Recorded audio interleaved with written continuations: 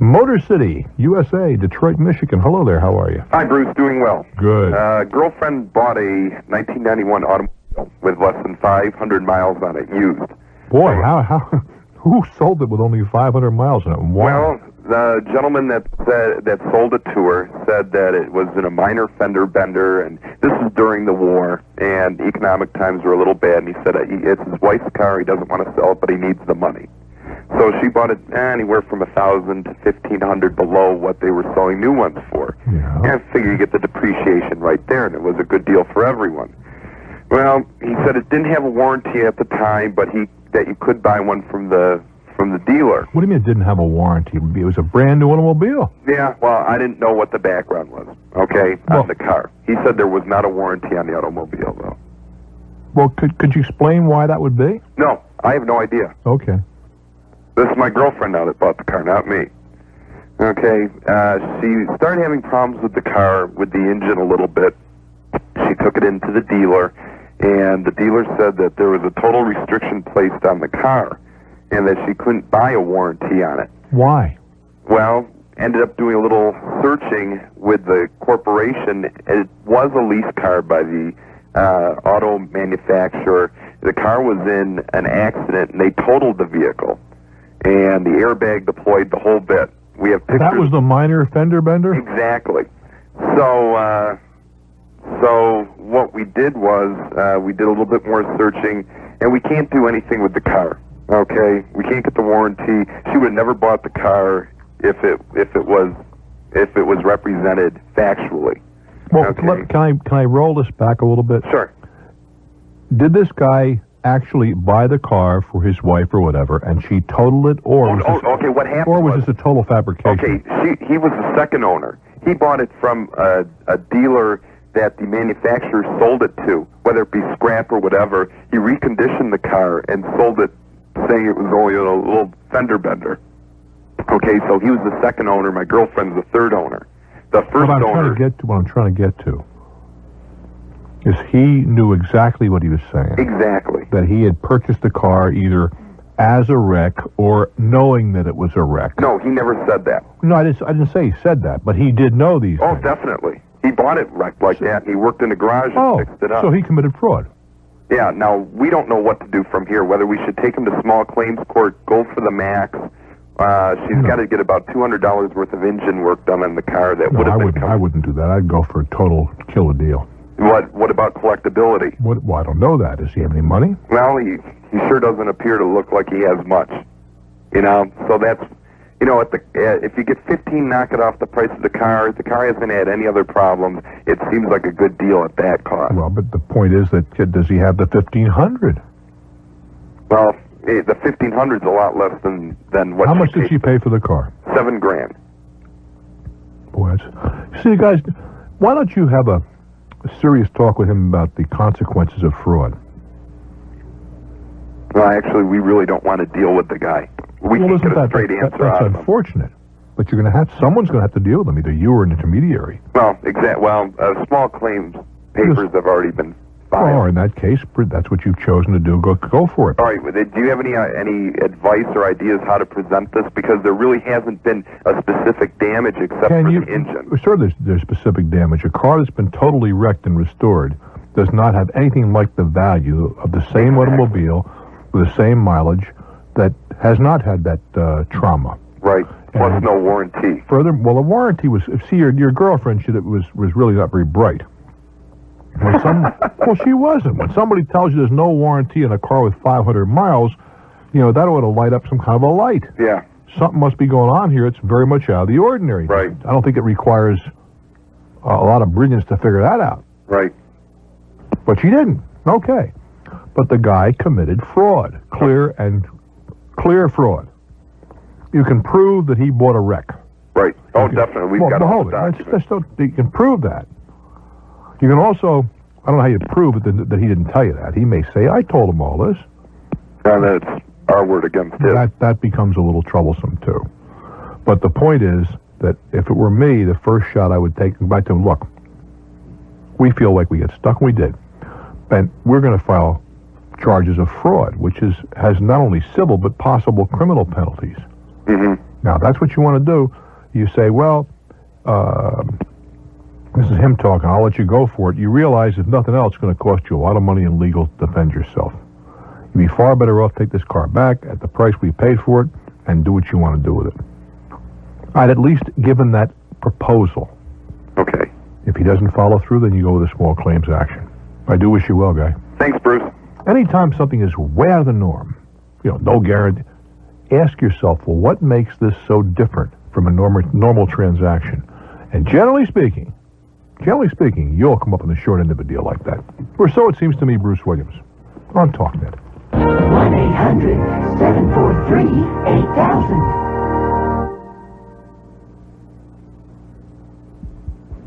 Great, is it Barrington or Barrington, Massachusetts? Hello. Hello there. What's the name of the town? Great what? Great Barrington. Barrington, okay. Yeah, it's up near Pittsfield off the New York border, northern New York border. Got you covered. What's on your mind? Well, Bruce, about a quarter of a century ago, 25 years ago, I bought into a private community. 2.5 decades, too. Go ahead. And when I bought it, of course, I checked the deed and had a title search done, which indicated there were no encumbrances on it. Although in the deed itself, when it was turned over to me from the previous owner, there was a declaration of restrictions which the developer had inserted. Yeah, it's called a deed-restricted community. Right. In other words, this developer had the right to tell you what color your house was to be painted and so on and so on. And this is what was in it. Well, the idea is so you don't have five white houses in a row and so forth. However, this restriction lapsed in 1960 of January, and I purchased the house in October of 1960. You mean to say it was a limited deed restriction? Well, I never heard of that. As far as I know, I checked it out, and these restrictions do not apply simply because they lapsed in view of the fact that the developer was to turn over the entire road system and beach and everything to the community. Yeah, but that doesn't necessarily eliminate the deed restrictions. No, sir. It doesn't. No, sir. I mean, for example, one of the major developers that used to put in deed restrictions in your part of the world was the Levitt organization. Levitt towns, and they would have restrictions such as you couldn't have peripheral fencing or no front yard fencing, or you couldn't have change the color to a color that was a home adjacent to yours, and so on and so forth. And the reason was to eliminate. You couldn't put up an outside clothesline. Things of that kind. And those things are ordinarily in place forever. They don't just go away when the builder goes away. All right, let me throw this at you then.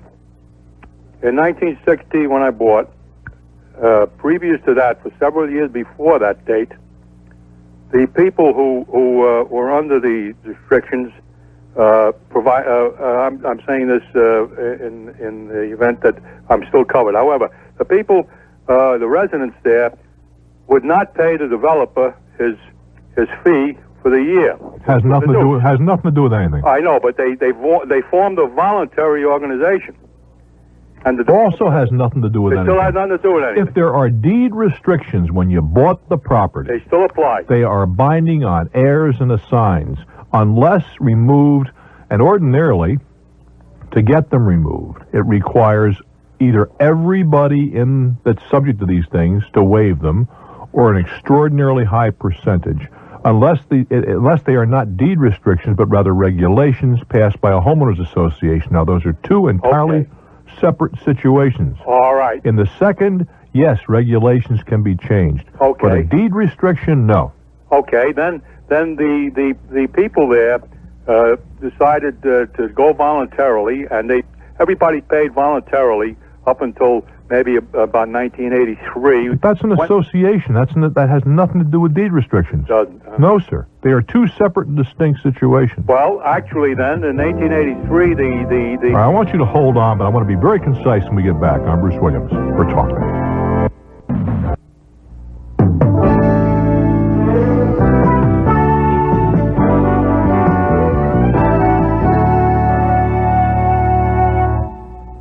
I'm chatting with a gentleman in Great Barrington, Massachusetts, and I think there's a little confusion between a deed restriction and a homeowners association, but that's what you're talking about.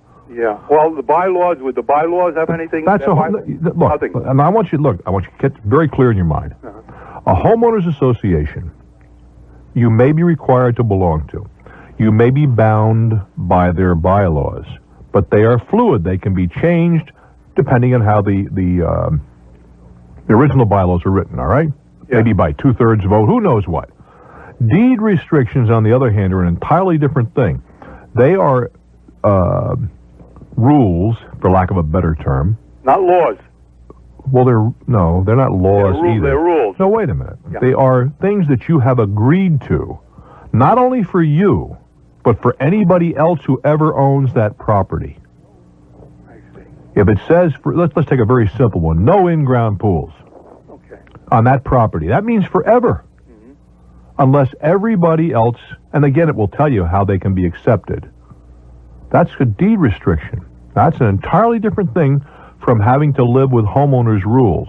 Okay, then that can be written in. That restriction can be written in too. That you must belong, that you must abide by, and so forth. That is not in the deed. That all right. Must belong to an association. In that case, you don't have to. Okay, now they have revised their bylaws, and they have arbitrarily said that if we do not pay their dues or their fee, a lien will be put against the property. Now, this was done democratically, of course. Well, maybe not. It may not be arbitrary. You see, I mean, I don't know this, and I've got to turn you loose. Yeah. But it may well be that you are automatically, as a member of that community, a member of the homeowners association. I am not a member. Well, whether you like it or whether you don't. Mm-hmm. And you must abide by their rules and regulations, and you agreed to that when you bought the house. But there wasn't any association. There was a voluntary association. All I can tell you is that I don't know what you signed, and I don't think I didn't sign anything. I don't have a contract. Well, wait a minute. I'm not sure if that's true. Do you have every document that you had at closing? Yes, I do. Okay. Well, then if you reviewed it, I'll take your word for it. Uh-huh. But and in that case, I don't believe they can do it. But I have a suspicion, and you're not going to want to hear this, that someplace along the way, when you bought that house, you agreed to become a part of the association and bound by their rules and regulations. And tons of people do this and haven't got a clue that they're taking on that obligation. Happens in Florida, for example. Okay. Yeah. They have some of these associations, and oftentimes people open their garage doors to get air flowing through the house. Yeah. That's a violation. Can't do that. Yeah. Doors have to remain closed, and they'll come by and fine you for it. All right, let me throw this at you, Bruce. Mm-hmm. What in the world is that noise? I have no idea. The association owns the roadways and then you own it then. Well, in common ownership. Now, what has happened? They assess money, but they only assess money to maintain the main way of getting in the main road. Mm-hmm. The side roads, in their bylaws, they have indicated that the people that live on those side roads are responsible for them. Well, that may be. Yeah, but look, they may have those rights. What you're going to have to do, really, you're frustrated, and I appreciate to hear that. You should hire an attorney to go through all of the documentation to see if they're acting within the scope of their authority. If they are, you're stuck with it. If they're not, then you take the appropriate action. But I'd be willing. I do wish you well. I'm Bruce Williams for Talknet. Hello there. Yes, sir. Hey, how you doing, guy? Pretty good, Mr. Williams. I found, we was tearing down an old house, and I found this cylinder that it's got the Constitution of the United States in it. Uh-huh. And also it's got a parchment in it where George Washington signed it, where he is asking troops to go fight in the war. Is this an original or a duplication? I don't know. See, this is what I'm wanting to find out. Well, there are a bunch of places that can do that for you. Where's that? Oh, there are either Christie's in New York City, and they're also in London. I always louse the name of it. Is it Sotheby's, I believe? Sotheby's? Or Sotheby's. Sotheby's. auction gallery in New York, they can authenticate that for you. If you have a decent-sized museum in your area, it's very possible there may be somebody on staff there. If there's a state university somewhere close to you, they might be able to at least give you an opinion. It's not hard to do. Mm-hmm. It's on old kind of old parchment paper. But forgeries can be very very, very difficult to tell. Mm-hmm. On the other hand, what was the case here just a few months ago where somebody had an old painting on a wall and it's been around for like 50 years and I don't know how many millions it was worth? Right. So things do turn up, and the answer is go talk to some experts and have them look at it. Okay, okay, thank you. Just recently, George Washington letter was sold, I believe, for $12,000, something in that order. Mm-hmm. These things do have some value. Yeah. Also, in this old house, we found a lot of old bottles. I mean, I'm talking thousands of bottles. What kind of bottles? Old whiskey bottles, old mason jar bottles, the stoneware. Where would a person find out something like that? Oh, there's a dozen antique places around there, hundreds of them that handle those things. Okay. I mean, old bottles. There are people that collect old bottles. Yeah. The mason jars, I don't know, but the old whiskey bottles and that sort of thing. I remember years ago, walking into a store in Colorado where they were selling square milk bottles. And I remember when square milk bottles came out. Yeah. As opposed to the round ones. Right. And there are people that collect them. So the old bottles may have some value. If there's thousands of them, chances are you got a few bucks there. Okay. I mean, and a good you go to an antique dealer that specializes in glass. How big a town is Somerset? Oh, about 2,000 people. All right, well, you got to get out of Somerset. Let's start with that. Right. I mean, you have to go to one of the major cities. Right. But those values can be easily established. And buy yourself a few magazines devote themselves to antique. Okay. You'll see ads for that stuff. Okay. Okay, thanks a lot, Mr. Williams. Take care. Okay, bye. I bought an old drugstore when I was a kid. Turned it into a restaurant. We didn't pay much for the drugstore, but all we did was spend hours and days throwing away apothecary bottles. And when I think of the thousands and tens of thousands of dollars worth of bottles that we had to... All we want to do is get rid of them. I mean, the drugstore was probably 40, 50 years old when we bought it. And they with the etched glass labels on the front of them and so forth. Who knew? Just another one of a Williams stupidities. I mean, that was the first of many. Oh yeah. Listen, if you're a little prudish here, I want you to turn the radio down for a second. If I bought a piece of property 30 years ago, and all I wanted to do was clear it, get it straightened out, and get rid of the debris. I found a very small, albeit well-packed cottage filled with 19th century pornography, which I burned. Probably worth more than the property I bought. I mean, they're a collector. I mean, everything they weren't doing anything then they don't do today. I mean, let's be realistic. There's not much changed, except there were hoop skirts laying around the room and some different types of underpinnings that you might find today. But I destroyed it.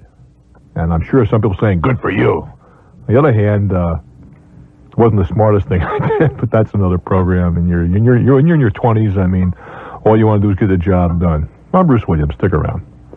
This is Talknet. Talknet. 1-800-743-8000.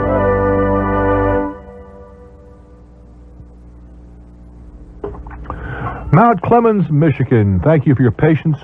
Welcome to Talknet. Hi, Bruce. It's so nice to talk to you. My husband and I have enjoyed listening to you for a long time. We bought a boat back in November. And what kind of boat? I don't mean brand, but I mean a V-boat, a party boat. What kind of boat? Well, it's a cruiser, 27-foot cruiser. Inboard, outboard? Inboard. Okay. Yeah, but it really doesn't have a lot to do with the boat. But in the promotion with selling the boat, we got a free Bahamas cruise, which we thought was just great because this year we're celebrating our 25th wedding anniversary, and we thought we could take the cruise in connection with that. But in the meantime, we knew we weren't going to take it right away, and so we put the papers away, and come to find out, we pulled them out to make the reservations, and we have been told that we needed to make the reservations 45 days after we received the certificate. There was an expiration date. Right. Now, the expiration date on the certificate is November 5th, 1991. it says the issue date, and it's good for a year. However, you had to make the reservation 45 days after November of 1990 in order to make it to validate. Right, right. Now I've talked to the cruise, and they say there's nothing they can do. Talked to the owner of the marina, and he's very upset because he's paid for this, and we're not being able to take it. He says he's talked to different people at the promotion people. Right, and they say there's nothing they can do. I doubt if they wish to do something, they can. I don't believe you can force them to because you didn't read what you had. Right. The other day, last Saturday, as a matter of fact, I was doing something I don't do very often. I actually no, wait a minute, I'm going to put this properly. My car is usually clean, but I don't do it myself. Mm-hmm. But I actually cleaned out the glove compartment. You know how that kind of accumulates things? Right. And I found 4 first-class upgrades that had expired. Mm-hmm. Now, do you think that really upset me? I'm paying for first-class tickets. I could have bought coach tickets and just hand these certificates in. Right. But I just got careless. Right. And they're non-extendable. And into the trash they went. Yeah, so there's really nothing that I can do to... The dealer might be able to use if he's still buying these things. Right. And he's a good customer. He has some leverage, but you didn't do what was expected of you. Right. And if they want to play a little bit of hardball, I don't think you have a leg to stand on. Right. Well, thank you, Bruce. That wasn't what I wanted to hear. Well, I think it's correct. Right. I wish you well, honey. Thank you. We're going to Milwaukee, Wisconsin to say hello. How are you? Hi, Bruce. Hi. My brother-in-law and I are interested in buying some land together up north and then building a cabin on it down the line. Why? Why are you doing this with your brother-in-law as contrast to doing it yourself? Well, part of it is that he's a professional carpenter, and I value his expertise that would be a part of that. Yeah. And plus, I'd like to be able to split the cost of it. And my situation is... Partnerships like that never fill me with a great deal of enthusiasm. Okay. Say why? Well, because people have falling... First of all, it's your brother-in-law. Mm-hmm. This is your wife's brother, or... It's my wife's brother, right. All right, fine. What happens if you get divorced? Mm-hmm. It happened in the best of families. Okay. What happens if he gets divorced? Still the best of families. Mm-hmm. You have a falling out. You just don't like each other anymore. Okay. Unless you spell out all the eventualities, who does what. Suppose you just find you can't afford the payments, or you can't afford the upkeep, or you lose interest. Sure. I just think you're better off. How much money are we talking about for this cabin? The whole. Well, the land itself would be around $30,000. And how much for the building? And then we haven't made up plans yet for the building, or what that would be yet. Well, that's a number we have to deal with here. Let's turn it around a little bit. How much do you earn a year? Combined income if your wife's employed. Yeah, right around $30,000. Do you own your own home now? No, I'm a minister, and so I live in the church's house. I see. And that's why the idea of having a place of my own, or a place that we could be a part of, is appealing to me. Of course, I can understand that. And so I have $15,000 in saving, and he has about $30,000 in home equity. Well, you can pull 15 of that out and matches what you're saying. Sure. Still not enthusiastic about that sort of thing. Okay.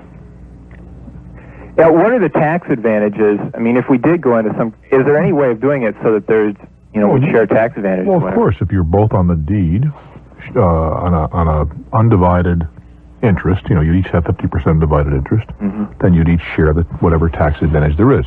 Meaning, if there's, pick a number, $1,000 a year in real estate taxes. Sure. Then you each get $500. But that's not going to save you a whole lot of money. That's not a good reason to do it.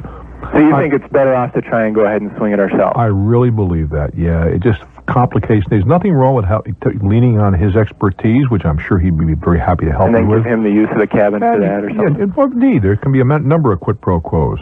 But I'm just not terribly enthusiastic about partnerships with people that we are not, and I was going to say the word related to, I'm talking about related to by blood or marriage. And even there, brothers and brothers buying stuff I'm not happy with. There's just too many things that go wrong, and too many other people get involved. Sure. You and your brother-in-law buy the place, right? Right. Okay. Hold on, they have children. We both have children. All right, fine. They get wiped out in an automobile accident.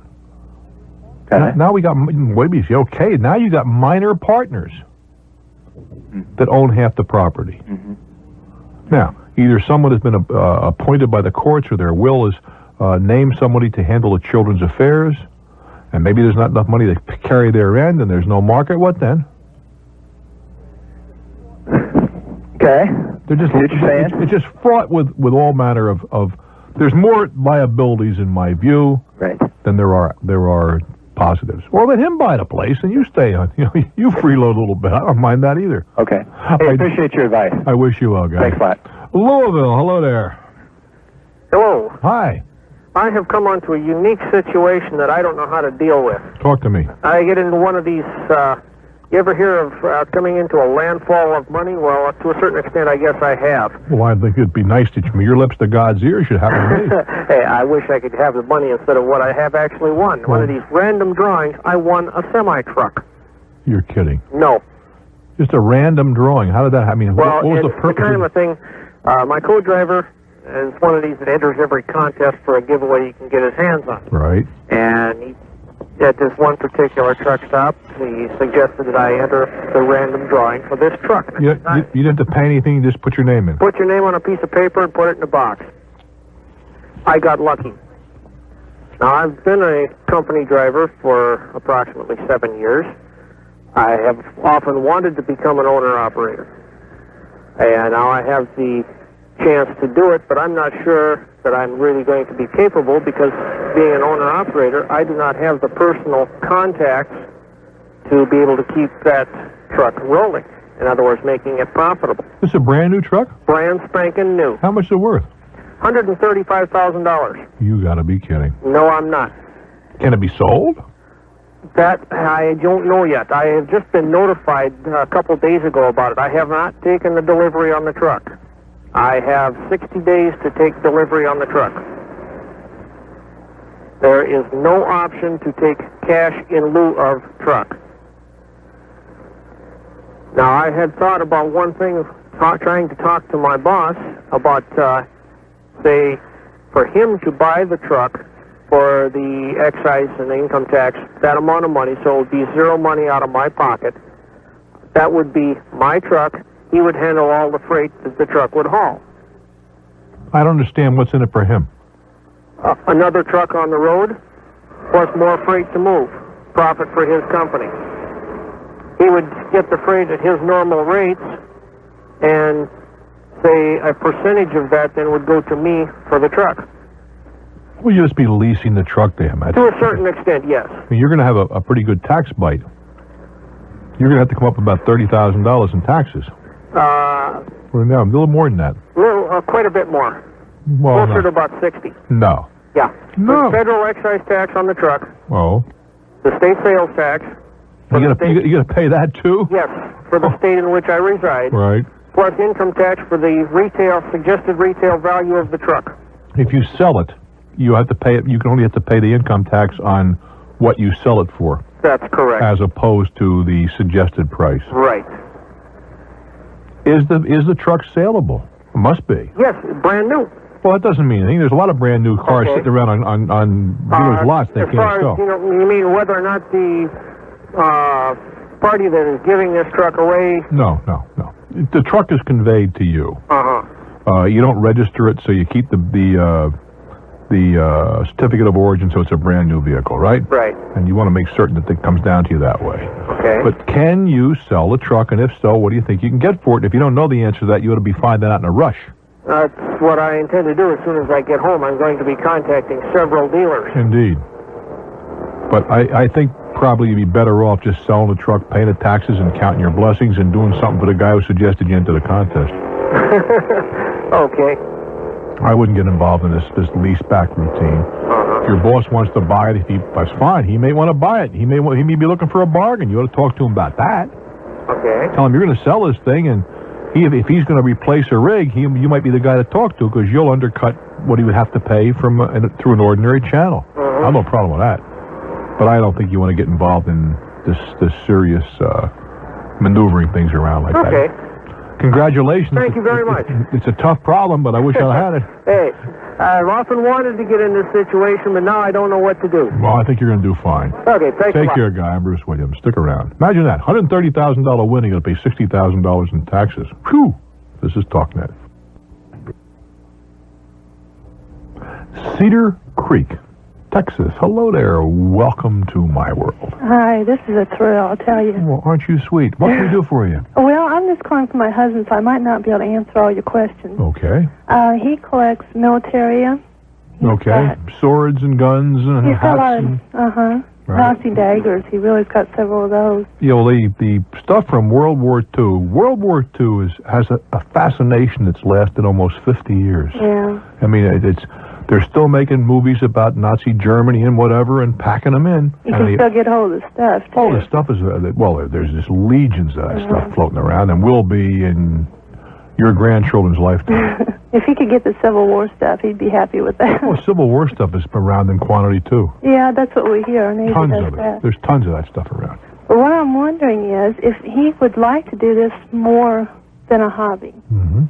And there are people that deal in it. Oh, absolutely. What does he do for a living now? He's a plumber, Mhm. superintendent in plumbing. I mean, first of all, you got to have money Right.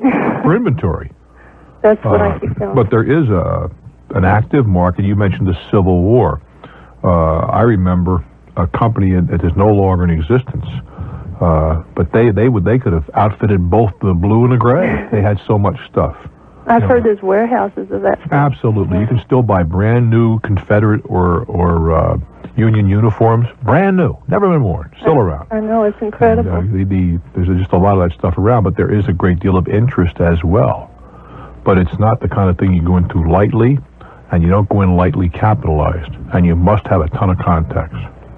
What would you suggest? Well, he goes to shows, but he's not quite got the nerve up to set up yet. I think he's going to set up in September. Well, I think maybe that's what he's going to do, and keep it a hobby for the time being. And go to the shows, and if he wants to open up, the little table that you rent in the shows, and get his feet kind of damp. He was also thinking he should maybe working. They have these auction houses that he gets a book from. Yeah. Around the country. We can't find out where the others are located. Oh, that shouldn't take any He research. thought if he could get a part-time job at one of those places sometime. Well, that shouldn't. Be locating him should be a cinch. Do that in the public library. That's what I thought. But Decent reference librarian can find those for you. Okay. But I really think this is not the kind of thing you want to enter into lightly. He should be subscribing to collectible magazines and he does that. and get entering into correspondence with the people who are in the business, and maybe developing not only he has an interest, but truly does he have a lot of knowledge. There is a difference. Yeah, he is getting. He says he doesn't have enough yet, so maybe he's right. Maybe he's enough knowledge yet. Indeed. Well, that's what I was getting to. That the fact that you do need a good deal of knowledge, because on top of all this, there is a great deal of counterfeiting. Right. I mean, particularly, the area that you mentioned, we were talking about World War II. Let's go to the other side of the ocean. Japanese swords, because they are very, very much in demand in Japan. They have buyers that go all over the world trying to bring this stuff back to Japan.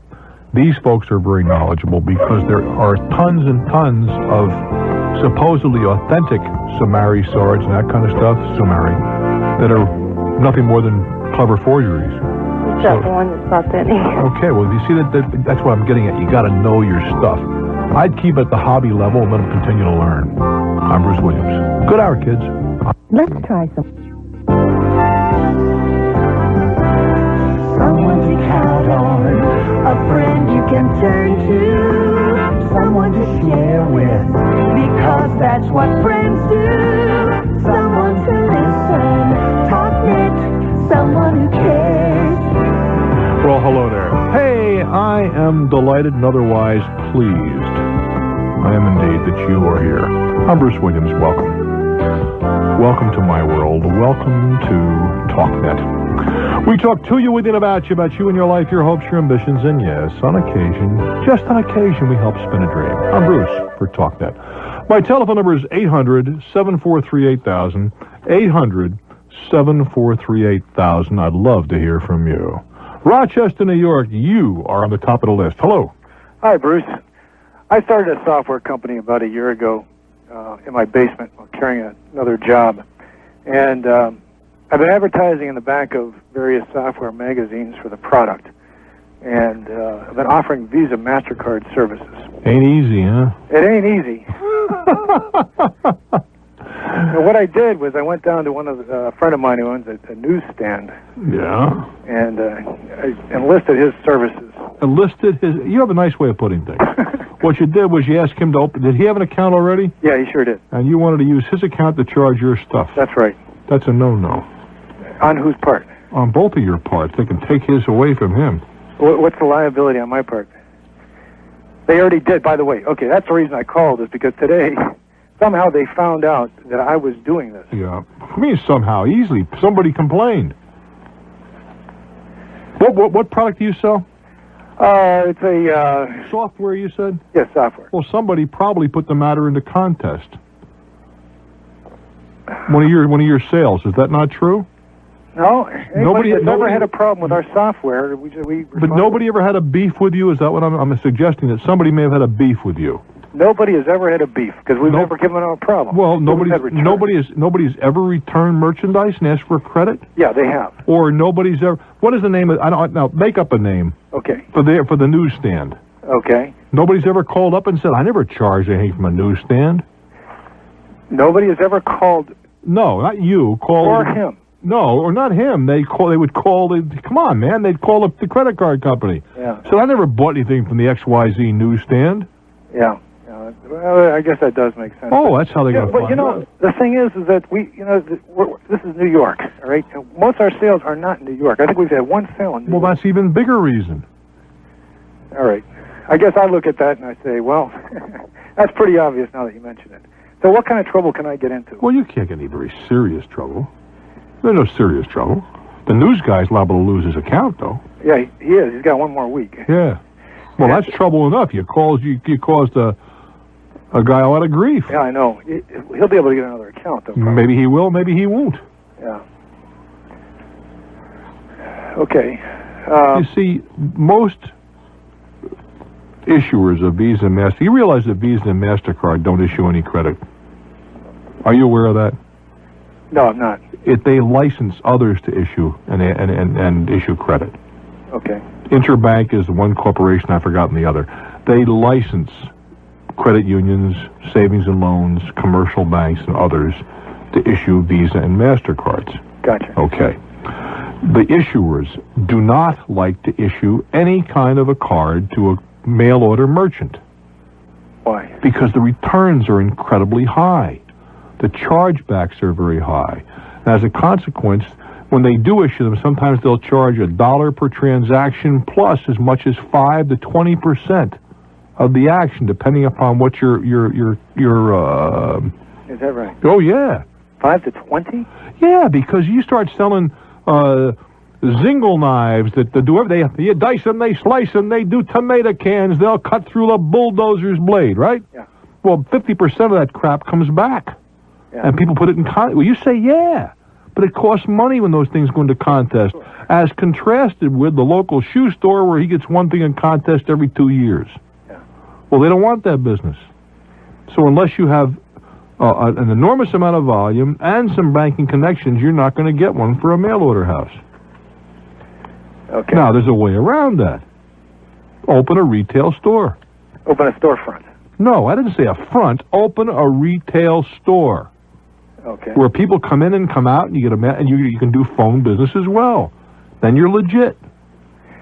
Now, you're going to be open 10 hours a day, just like any other retail store, 8 hours a day.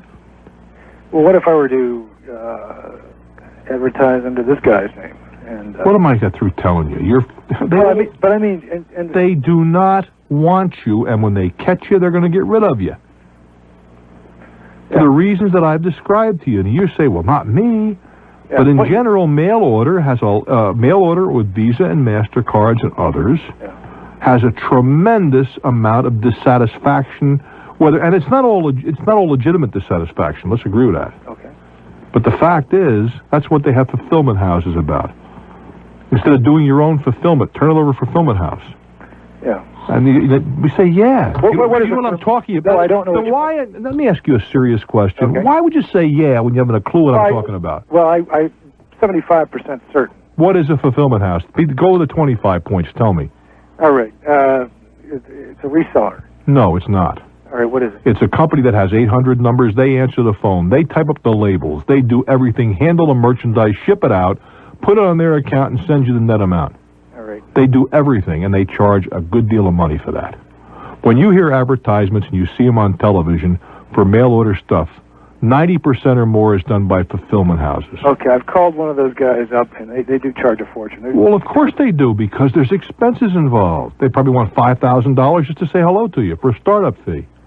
Gotcha. I mean, you want to play with the big boys, you got to get the money out. Now, what if I have a company in New York City that's going to be distributing this under their own name? All right.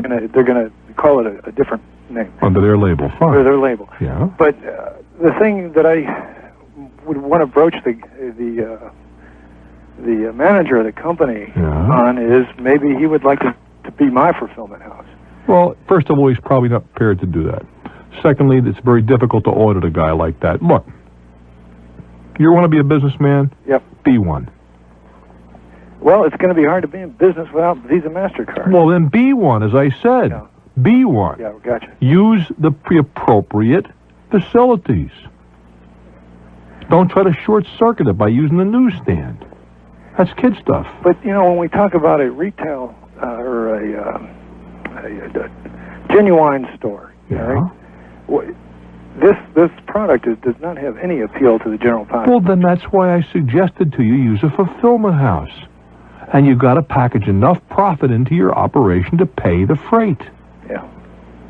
I know that's not what you want to hear, but that's the real world. Mm-hmm. That's what they get paid for. You say, well, I can't sell it for that kind of money. Then the product is not worth selling. That's what it comes down to. Okay. Through that medium. Because there are certain built-in expenses in any enterprise. I don't care what it is. Mm-hmm. There are built-in expenses. And so many amateurs come in, I can sell something for this price. Yeah, you can, because you don't put in the expenses that the legitimate businessman has, including the things that you and I have just described. Right. And unfortunately, those are the facts of life. Now, you're right. Be very difficult without the Visa or MasterCard to have people send you checks. They don't want to bother with that. It's an instant gratification world. We both know that because I'm in the business. Sure. But you got to package in the cost of doing. When you walk into a restaurant, you buy a meal, right? Right. There's 3 or 4% packaged into the price of that dinner because most people charge it. It's just there. Yeah. Now, in your case, maybe it's 20%. Yeah. It's just there. It's just another cost of doing business. What percentage? What do you think the prices are for a fulfillment house? I'm telling you, anywhere most of them will charge a minimum of $5,000 just to set your account up. Okay. Minimum of $5,000. And you get nothing for that, but that's a setup fee. Okay. And then they're going to charge you so much a transaction plus a percentage, depending on the complexity of the transaction. Okay. For a very simple transaction. Simple. What is simple? There's nothing simple. It's just a matter of degrees of complexity. For a very low degree of complexity. Anywhere from, one of the big things is how much comes back. Okay. That's going to be a factor. The lower the return, the lower the hassle, the lower the fee to you. Good luck, kid. Thank you. I'm Bruce Williams for Talknet. Lakeland, Florida. Hello there. Welcome to Talknet. Hello, Bruce? Hello, it's me in the flesh waiting for you. Right on. Well, my question is a little bit like what happened to you when you saw the man throwing the box around that was marked fragile. It was not a man, it was a woman. Oh, a woman. Oh, my goodness. It doesn't matter. It was a freight handler. What was your comment? I'm sorry. Well, I haven't told you my problem yet. Oh, no, you said you wanted a comment about that. Oh, no. I said what happened to you when you saw that is similar to what happened to me. Oh, I see. Yeah, I just felt that there was an obligation. Okay, I just felt there was an obligation to tell the... What we're talking about, this was another segment. There are people who are eavesdropping having a clue what you and I are talking about. Oh, yeah. I saw a freight handler for an airline just throwing stuff around, which is bad enough, but then when a big box came down and said fragile, not only did she throw it, but she kicked it into place, and I thought that's the kind of thing, as management, I'd want to know about, so I told the supervisor, and that's the end of that. Go ahead. Sure. Well, my problem is I had a chlorinator. It's... I know what a chlorinator is, to fix have your water juiced up and kill all those little nasties in there. There you go, right. And I had to ship it to Arizona to have it repaired. to stop making chlorine. Right. So I took it over to the local store where they pack and ship, and so they shipped it, and they got out there, and when the people opened the carton up, it was broken. The bottom was all broken, and they called me up and said it was impossible for them to repair. Okay. So I had taken insurance out on it for $700. All right. And then I got a letter from the transit company saying that there was no damage to the external package. So as far as they were concerned, it was okay. Nonsense. And they said there was no evidence that would clearly indicate carrier liability. However, we do recognize our participation in the transportation of the merchandise, so we are therefore offering you a 50% compromise. Oh, I wouldn't accept it for a heartbeat. And so the fact that the outside is not damaged doesn't mean that they couldn't have received a tremendous jolt and break stuff up on the inside. I know it received a tremendous jolt because it's made out of PVC and that's hard to break. And so I'm wondering if it's worthwhile if I took it to small claims. Well, how much? There was you were talking about a $3,500 matter here. Right. Well, I insured it for $700. Well, then that's $3,500 is 50% of $700 every time. Yes. I think I'd try to negotiate if I were you. Okay. Look. Did you ever play chess?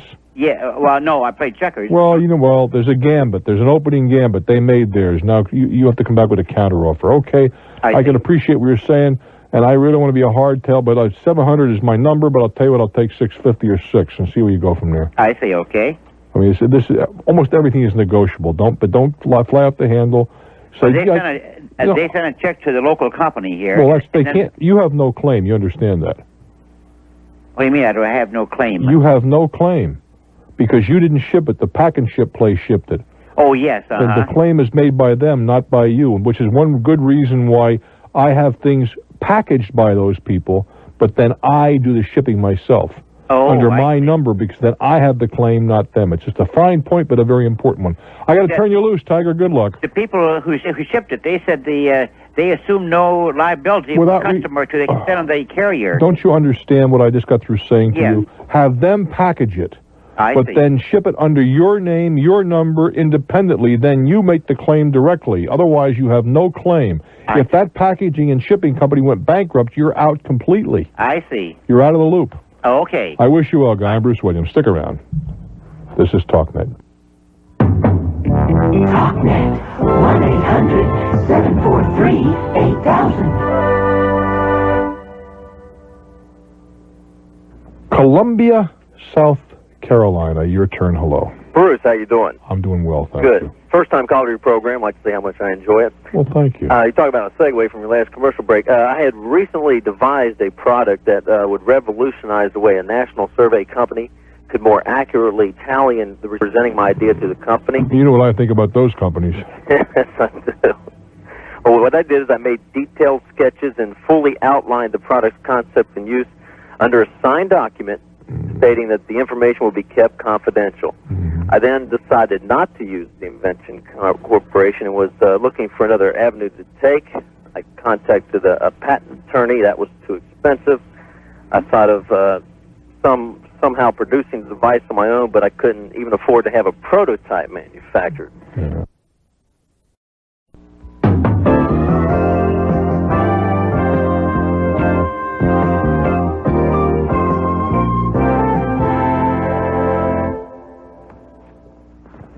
We're going up to K&I country, Anchorage, Alaska. Hello there. Bruno. How are you doing? Bruno? How you doing? Well, who's Bruno? Bruno who? San Martino, the old wrestler? Hey, you're Bruno down here. Hey, listen. I guess. Go ahead. I spoke to you a few weeks back. Yes, sir. But listen, me and my girlfriend, we just renewed a lease. Renewed a lease. All right. Now, we're planning to ameliorate our living conditions by moving somewhere else. Ameliorate your living. There's a $3 word. Go ahead. Well, we're going to improve it. But the complex came down. They said, well, look, you're good tenants. Okay? I'm sorry? You're good tenants. All right. We don't want to lose you. Okay. So we're going to throw a sweetener in. We're going to throw some ceiling fans in for you. And if you renew the lease, you get the ceiling fans. Yeah. So far. Well, one thing led to another. We renewed the lease. That was about a month and a half ago. For how long? 6 6 months. All right. So you went for the carrot. Well, we went for the carrot. Well, I have no problem with that. No ceiling fans, though. You didn't put them in yet? No. Well, how many ceiling fans does one need in Anchorage in March? Well, this is the thing. See, I'm up in Anchorage right now on vacation. I'm back home in San Antonio. Oh, wait a minute. You confused me completely. Where is this apartment, in San Antonio or Anchorage? It's in San Antonio, but right now I'm up in Anchorage on vacation. Well, you might have shared that with me a little bit. I mean, the ceiling fan in San Antonio has a little more relevancy in March than Alaska. I'm sorry. Well, I'm sorry. Can you understand my confusion? Yes, I do. All right. So you got an apartment in good old San Antonio. Okay. And the apartment, they wanted you as a tenant, so they offered you some ceiling fans. But even at this time of the year in San Antonio, a ceiling fan is not a biggie. Well, it's something we wanted, though. But how many times at this time of the year are you going to use a ceiling fan? I mean, I know I have them in my home and I like them. I think they're a great idea. They cut down on the energy costs and the whole thing. Well, let's put it this way. The other day we were out suntanning at the pool. That's how hot it is already. Okay, so we could definitely use the ceiling fans. On rare occasion, I'll grant you that. Go, but they didn't put them in yet, so what? Well, here's the thing. We went to the office. We said, hey, look. I said, hey, doll, you promised me these ceiling fans. I still ain't got them. Yeah. Well, yeah, we know that. We didn't plan on it being as expensive as it is. So it doesn't look Ceiling like fans are cheap. You can buy them for $70 a smash. Well, I think they're talking about installing them and everything else. Oh, another $50. Okay, so, well, anyway, one thing leads to another, and it doesn't look like we're going to get them, Bruce. In that case, they violated their agreement, it would appear to me. But it's not in the contract.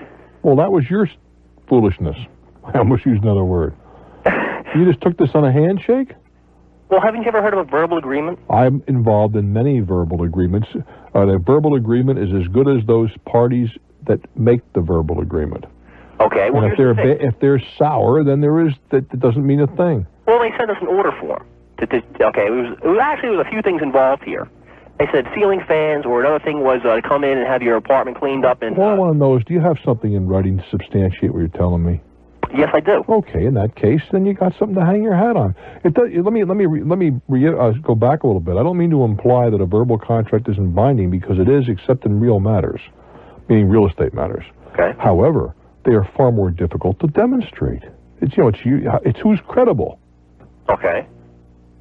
You see what I'm saying? Well, the thing is, I don't think they would lie and say no. You don't think so? No, they're good people, but the thing is, Then why didn't they? Then why, if they're good people, why have they not met their responsibilities?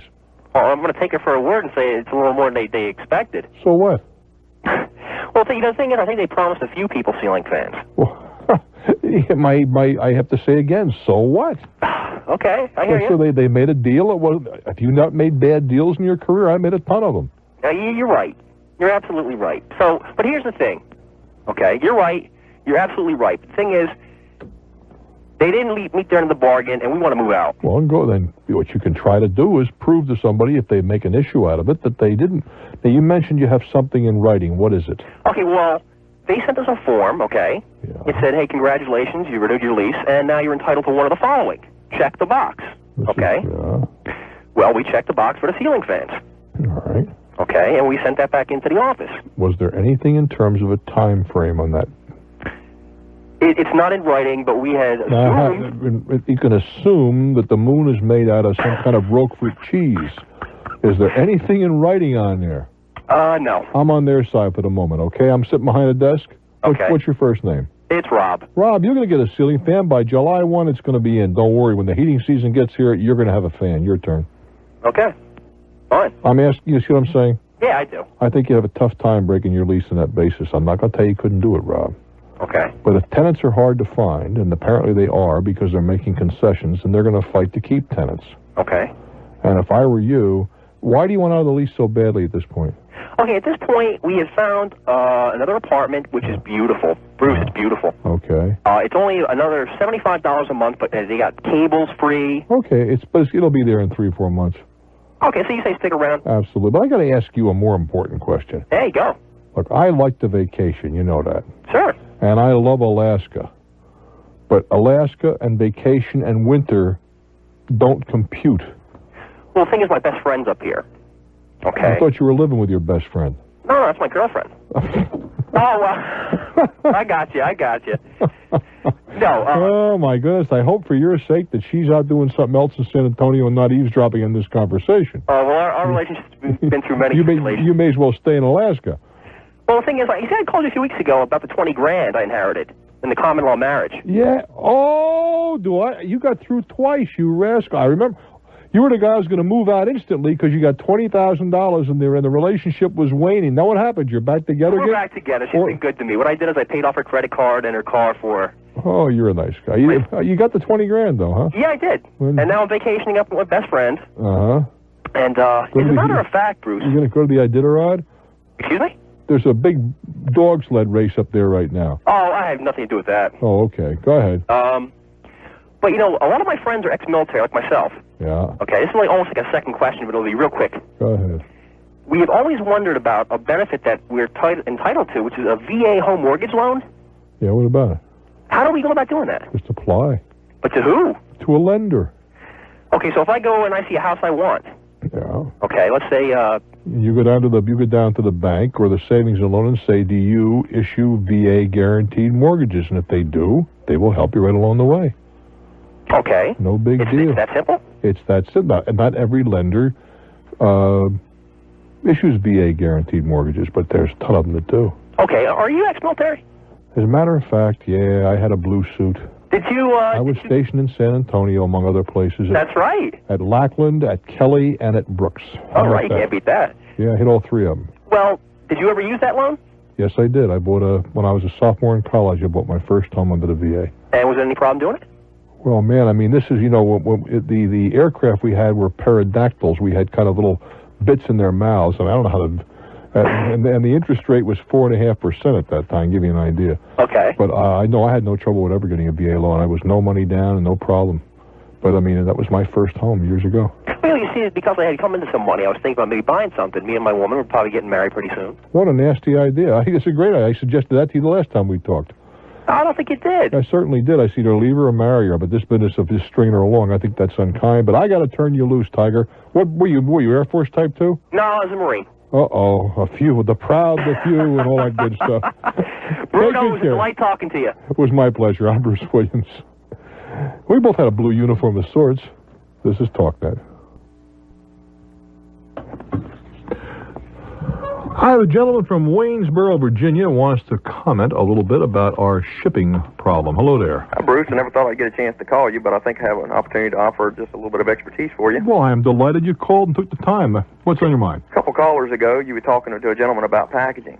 Yeah. And I'm an operations manager for the largest LTL carrier in the nation. The largest what kind of carrier? LTL carrier. That stands for less than truckload. Okay.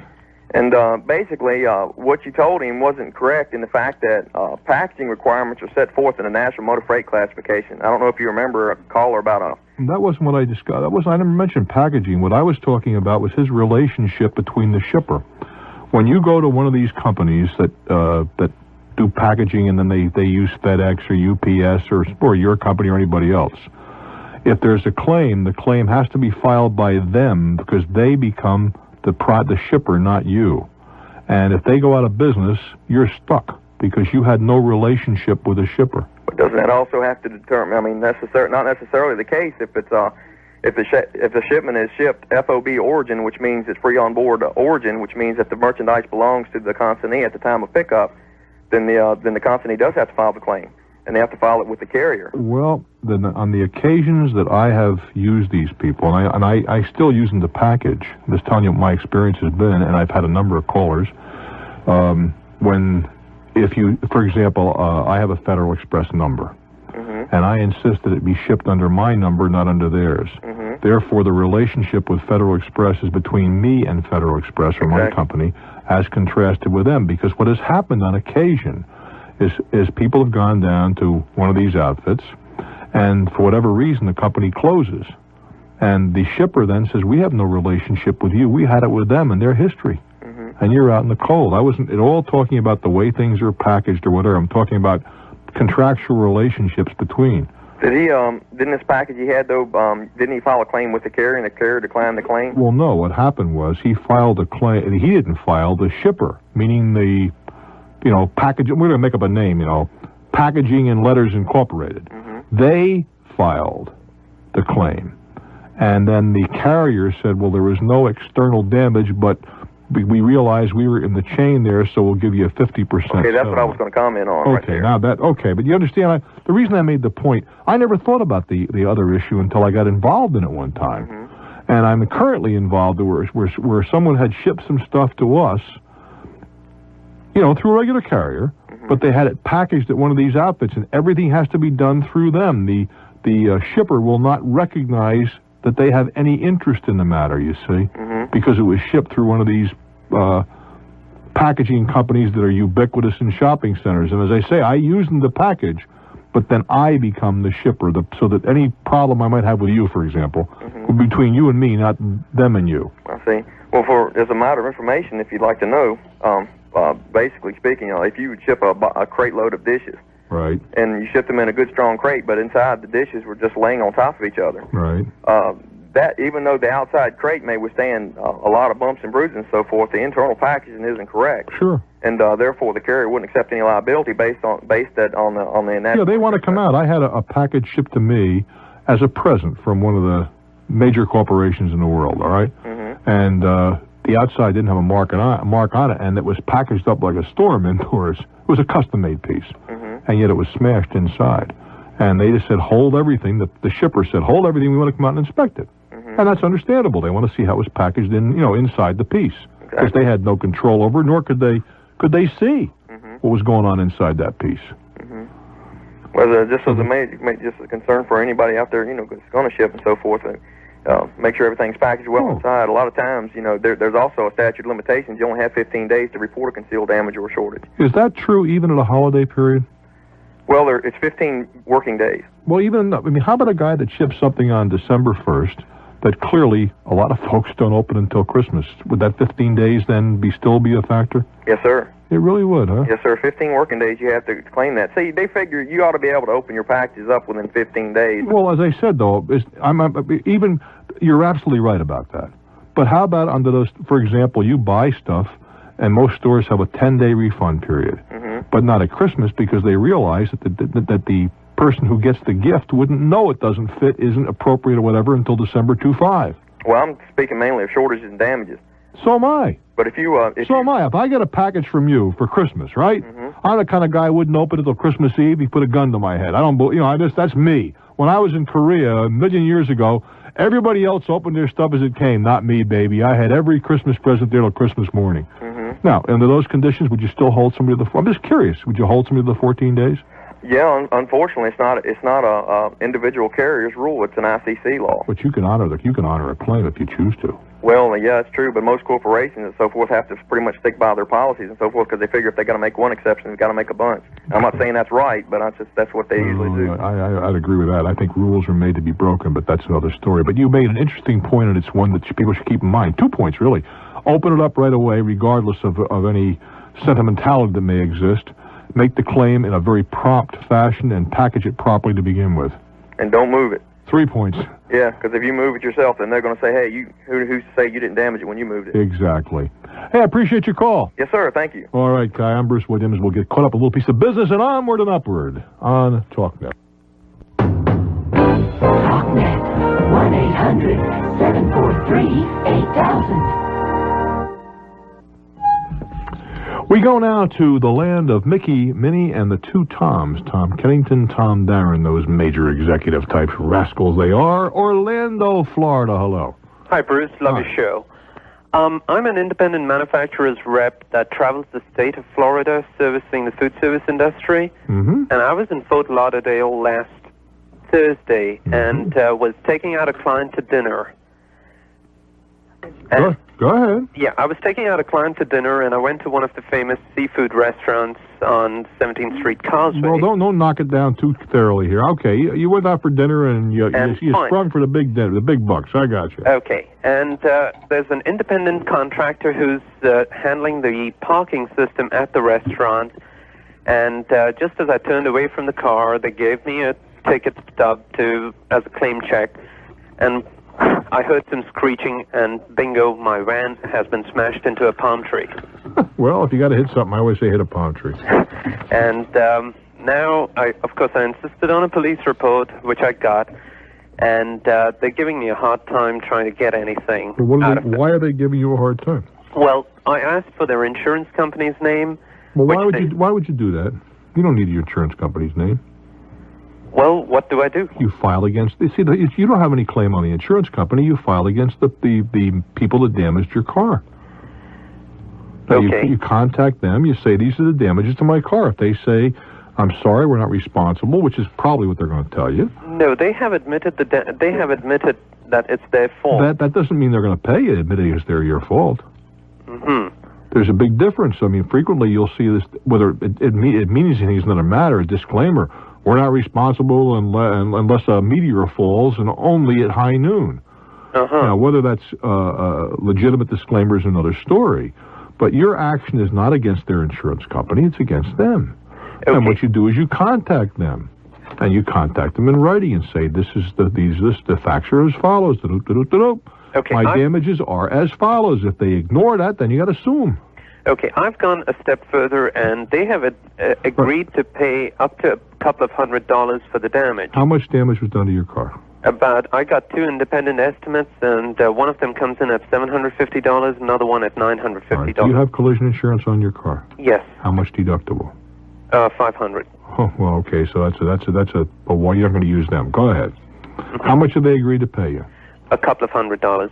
Well, in that case, that's not very satisfactory, is it? Now, the other option they've given me is that I, living in Orlando, have to drive down to Fort Lauderdale, and they're willing to fix the car for me, but I don't know whether they'll do it to my satisfaction or not. Well, I don't know either. But then your options are pretty limited. Mm-hmm. You can accept the $200. Clearly, it's one option. You can reject the $200 and sue them. That's not a very good option because, as you point out, you're in Orlando and they're in Lauderdale, which is a bit of a hike. And they can have you running back and forth 2 or 3 times by getting continuances if you go to small claims court, which is what I would do if I were defending the matter. I'd just keep you running back and forth. You didn't know which direction you were heading in by getting 2 or 3 continuances. You know what that means, don't you? Tell me about it. It means do you know what it means? Well, it could take long. You know what I'm saying? Do you know what I'm talking about when I say get a continuance? Well, they could delay the case. No, I wouldn't delay it till you were down there. You made the trip all the way down. Oops, my mother-in-law is very sick, can't make it today. Whoops, you got to go back to Orlando. Next time you show up, I stubbed my toe. They had to shoot me. I'd have you, I mean, that's an excellent defense. From the, it maybe not one that you'd agree with, but it's certainly a very good defense. That's one possibility. And the third is to discuss on the phone about terms of, yes, you'll bring the car back. How far is it to Orlando from Orlando to Lauderdale? About 225 miles. All right. And I'm willing, and what's the extent of the damage? Well, the front right bumper has been damaged pretty badly. Yeah, what else? And the hood won't close, and when I turn, the tire touches the bumper. Well, the bumpers, what they'll probably do is get a used bumper and put it on it. Mm-hmm. And that'll take care of that. That'll take care of that. As far as the hood, it seems to me it can be done in one day, from what you described to me. No, they had somebody from a body shop come and take pictures, and they claim about 2 or 3 days. To yank a bumper and just fix the hood? Yes, that's right. There's some internal damage, including some head. What's the internal damage? Internal in the sense the brackets have been broken on the inside. Well, it still doesn't sound like more than a day's work. Not for the numbers they're talking about. Well, body shops like to extend the Well, time. I understand that, but you're going to have to make, at least to say to them, okay, I'm willing to work with you guys, but you're going to have to work something out where I come down there early in the morning and I get out of there late at night. Because putting the bumper on, straightening out the thing and throwing a couple of brackets in is no more than a day's work if they put 2 people on it. If they have the parts ready to go in place. You say, look, I'm going to be a reasonable guy here, but I can't afford to make this my life's work either. Okay. That's probably your best bet. You're not, and as I say, you're definitely going to get a used bumper. How old is your van? About 18 months. Oh, you're definitely going to get a used bumper, not a new one. Mm-hmm. Because you had a used bumper on the one the one that was destroyed was a used bumper. Sure. Then I wouldn't quarrel with that. But that's probably your best bet, to take a day that you can, and you might be able to go and do a day's business. You said you traveled all over Hell's Half Acre. Maybe schedule a day for the clients down there. Definitely, that's possible. And if you can schedule 2 days, even better yet. The company pays for the motel, and you have to pick up a U-Drive. And in Florida, rental cars are so cheap as to not to be believed. That's right. I do wish you well, kid. Thank you, Bruce. I'm Bruce Williams. Hang in for more. More Talknet.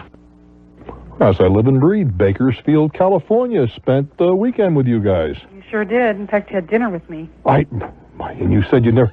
Holy smokes alive. And you said you'd never tell. What's on your mind? I'm calling to ask you a question. I started a job 2 weeks ago. I left a job that I'd had for close to almost 2 years to kind of go into personnel management. I took a position with a staffing facility for hospitals and home care, and I am not liking the job. After 2 weeks or after a week? You know, after 2 weeks, and it's really strange. I keep saying to myself, "There's got to be." I don't care for the owner. Well, she's very abrasive. Yeah. And she's very blunt. Yeah. Disorganized and organized at the same time. Well, how can you be both disorganized and organized? Well, she knows where everything is, but it's just not. You know, the rules change daily. Yeah, we're down to about a minute, so you have to kind of focus. Okay, well, what I want to know is, I don't care for the position, but I don't want to burn my bridge because I find her to be a pleasant person, just not a working. I just don't work well with her. Well, why don't you sit down and discuss it with her on that basis? And say, look, you know, I like the job, and I really don't want to get into a personal conflict with you, but we do seem to have a little bit of a problem here, and maybe we can work it out. Well, she says that she doesn't have one. Oh, no, I think you're doing just fine. I think it's just me. I really don't care for her. Well, in that case, I mean, is it so necessary to care for somebody you work with? Well, it's just me and her in the office. She has a staff that comes in and out, you know, and they help, and they've been with her for quite a few years. Who's they? She has 3 other girls that work for her in the office. Well, you said it was just you call. and you said it was just you and she. Now, I'm the full-time person. I'm the day person that does the staffing. And what kind of work do you do? I staff for hospitals and home care. And so I'm not wanting to stay with the position, but I don't want to burn my bridge. Well, then I'd say, look, there just seems to be a little bit of a conflict here, but I'm willing to hang in for 2 weeks, a month, whatever it takes, and help train my replacement. No, I mean, you know, those things happen. She seems like a decent person. I think she can understand that. All right. I do wish you well. Bye-bye. We had dinner together? I had dinner with a lot of people over the weekend. Hey, it's been a good hour. I'm Bruce Williams. This is Talknet. Delighted you popped in. I do hope I can persuade you to hang in. Yeah, this is Bruce Williams. Welcome, kids. Welcome to my world. Welcome to Talknet. Our telephone number is 800-743-8000. Write you to the Big Apple. 800-743-8000. Let's hope one of these days you get to me. Hello there, Anchorage, KENI country. Hello there. Hi, how you doing, Bruce? I'm doing very well, thank you. It's a real pleasure to talk to you. I've listened to you for years. I'm delighted. How are things how's the weather in Anchorage? I've always got to ask this time of the year, then I gloat. Well, it was about 15 below last night. That's centigrade you're talking, or Fahrenheit you're talking. Fahrenheit, right. The Iditarod's going, and they've got, they're running into 30 and 40 below weather on the Iditarod, so it's... Well, you know, I was asked to come up there for the Iditarod, and I'm so happy I did. I mean, I think Joan Butcher is a super lady, and I'd like to, but why don't Susan Butcher. Susan, I'm sorry, but why don't they run the damn thing in the summertime? I mean, they'd have to put wheels and floats on the dog sleds. That suits me fine. To get them across. In fact, running around in that kind of cold, for pity's sake. Anyway, what's on your mind? Well, I've got a good one for you here, Bruce. By the way, I'm hoping to come up your way again this summer. Well, golly, we're working on it now, and we're certainly hoping to put it together. Summertime is one of the finest. It's one of the finest places to be in the world. There is not a question about that. I have recommended Alaska to so many people in the summertime because it is a magnificent. You know, more important is, as I see it, and I mean this sincerely, people in Alaska are as gracious as any place I've ever traveled, and I'm probably a little better traveled than the average bear. Well, I find that's really true. We enjoy having company. Well, you personally certainly make that clear as a group. When a dummy like me gets up there, everybody is extraordinarily gracious. What's on your mind? Well, I got this interesting letter from Nigeria. Nigeria? Yeah. Well, good a place as any, I guess. Go ahead. Yeah, these guys want to... can I read part of this to you? Please do. Just don't identify somebody, that's all. Okay, I'll keep it real confidential. They have a business proposal to make you. We have $25,500,000 US dollars only, which we got from an overinflated contract in blank, blank, blank, This is addressed to you personally, right? Addressed to me personally and business, through my business. Hey, can I ask what kind of a business enterprise you're in? I am in the construction business enterprise. And have you worked outside of Alaska? No, I have not, but I put my name into a computer bank about a year ago after the Kuwaiti oil spill. Yeah. Or oil, the war over there. Yes, yeah. To try to maybe get some contracts rebuilding some of the... Okay, I was just curious if your name got bantied around. That's the only reason I asked the question. Okay. They got $25 million plus, and what do they want to do? Well, they are urgently seeking my assistance and permission to remit this amount to my account. This business is for your services. You will have 35% of the total sum, while 60% is for me and my contact in Nigeria. In parentheses, men in government. 5% will be set aside for local and international expenses. How much do they want from you to get this little venture going? Well, they haven't. They haven't run that by me yet. I was waiting for that next. You know, but yeah, the letter is authentically from Nigeria. I called the international operator, and well, that's not too hard to do. Yeah, the telephone number was a Nigerian phone number, and but I it smelled a rat, but I thought I'd run it by you. I've been rather intrigued. I don't have a clue where the mouse is, but like yourself, I would be highly suspicious, and yet I think it would be kind of fun to play. But what I would do. We're talking about rather significant sums of money, at least here. I know in Alaska, $25 million here, $25 million there to make. But you know, my part of the world, it's a lot of dough. I think my inclination would be to have a sit down, buy the guy to lunch, tell him I talked to you. And you might even want to call John Ruby over at KENI. And you tell John I told you to call. Okay. And maybe you get the local DA just to sit down and have a talk. And say, this might be something to follow up on. But I just want to be certain that the law enforcement authorities are up to speed, and I get the press as an insurance policy to prove them up to speed, that I'm not trying to get involved in anything illegal. Right. And then answer the ad and see what they have to say for themselves. And who knows, it might be kind of a fun story. Well, yeah, it really looks... John is always looking for good stories. That I can guarantee you. Well, I'll do that. You give him a call. You tell him I said to call, that it was my suggestion that he call you, that you call him, and that you want to get at least one law enforcement official aware of what you are doing. And then you're going to respond. Yeah. And see what happens.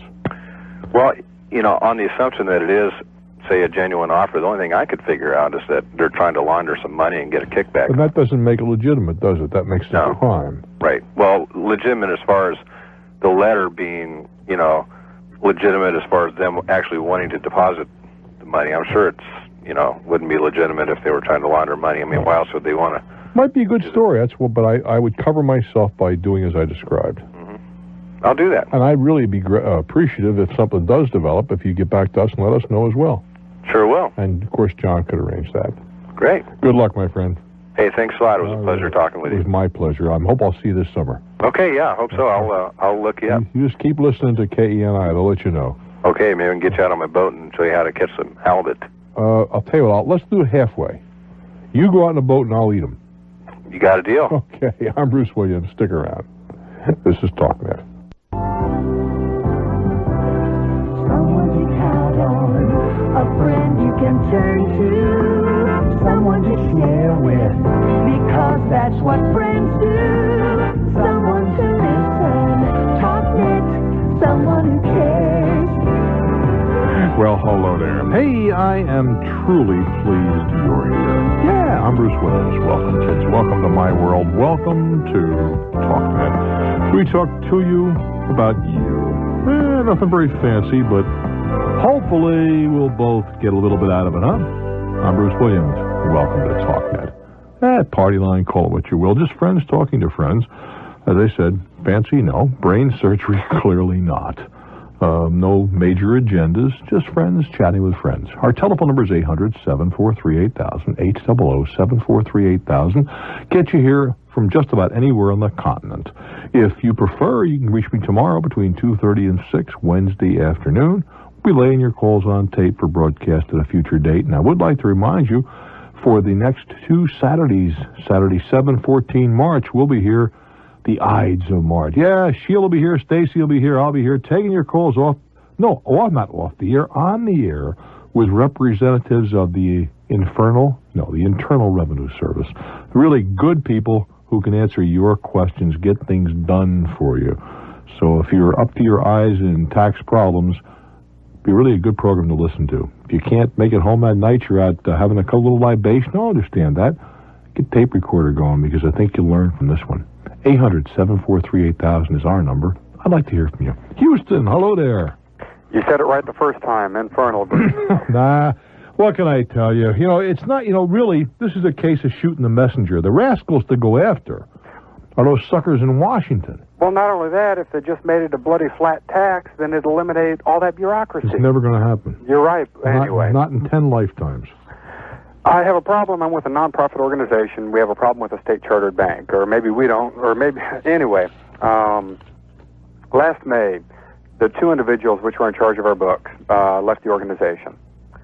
Person 3 signed a signature card, which apparently was never turned into the bank. About 3 weeks after they left, approximately $2,500 came up missing. How much? $2,500? Right. 6 and some change out of a checking account and 18 and some change out of a savings account. The bank, again, we're going in there Thursday. I'm talking to you to kind of get my guns loaded a little bit before I go in for some advice. But the bank claims that there were no signatures on these withdrawals, that it's the bank policy that it's not necessary to sign to withdraw money. And I have never... How do you draw with... Send me the name of the bank, will you? I'll tell you. I mean, if it work again, I'd like to go out there. But in any event... Boy, they're run that by me again. Their policy... Allegedly. ...is to... Well, let's go back to square one. Okay. How'd they get the money out of the bank? Let's just start with that. Maybe that's not square one, but whatever square we can put a number on. There you go. The bank, are you still there? Yeah. All right, the bank that we go to, it was a branch bank where the monies were drawn out from. And this was for what? This is a non-profit, did you say? Right. What kind of an organization? It's a church. Okay. And were funds constantly going in there, or was this a dormant fund of some kind? Well, there was a checking account and a savings account. The savings account had modest activity. As with any organization, you make periodic deposits and occasionally have to make some withdrawals. Now, there must have been a signature card for the checking account. Definitely, and there were 2 individuals on that signature card. And they were the only ones. Did the checks require 2 signatures or 1? They were supposed to require 2, but. What do you mean supposed to? Well, they required 2 or they didn't require 2? They required 2. We quit putting 2 on them over a year ago, and the bank never called us on it. So that's another can of worms. The checks themselves have 2 spaces, but the other space doesn't say memo next to it. It's just a blank line. But in any event... You've got to be kidding me. What is this one sloppy bank? Yeah. And that's probably the most charitable thing I could say about them. Well, and we are at fault as well, because we did not discover these discrepancies until recently. Well, I would admit that you have some responsibility here, too. So all I'm trying to do is kind of get well, let me add the ultimate twist. As I said, person 3, who's currently taking care of the books, they signed a signature card which apparently was never turned in. This person 3 has been writing checks since last May and is not a signature on the account. Well, how did that happen? The bank's been clearing them. So how did... Okay. Excuse me for appearing stupid. No. How did they get their name on a card? Okay. Were they? Let's start with this. Were they actually, in some way, connected to the bank, to the church? Yes. In what capacity? They were in charge of taking care of the books. Well, then they had legitimate access for some reason. Oh, okay. Perhaps let me back up a second. The 2 people that left the bank in May, they had legitimate access to the account. Left the bank or left the church? Left the church. Okay. They had legitimate access to the account. Yeah. When they left, these funds came up missing. Before or after they left? No, 3 weeks after. All right. And nobody in the organization bothered to go down and have their names removed? Correct. That was an error on our part. I would say a rather grievous one. Correct. And obviously, if there's a withdrawal slip with their names on it, for personal reasons, we'll let it go at that. Because obviously, the bank, if the people actually signed a withdrawal slip, then the bank is not in error at this point. Then the bank gave the funds to somebody who. Now, these are money out of the savings account? Right. Some came out of savings, some came out of checking. Well, how do you... Maybe... Now, look, I'm sorry. And if I appear stupid, please forgive me. It's been a long day. Well, I may have... How do you take money out of a checking account without drawing a check? They sent us a memo, and the memo has the name of the teller on it, the amount, but nowhere on that memo is listed the name of the individual or the signature for where the person drew it out. Well, that's absurd. I agree. Let me just add one more thing. The woman at the main branch called the branch bank. Yeah. The woman said she remembered the transaction and said that person 3, the person that... Yeah, whatever. And Mary Jane came down and took the money out. But how? Again, I'm going in there Thursday. But checking... Oh, let's be very clear. Yes. A checking... Now, maybe if the banker wants to jump in, I'm prepared to listen.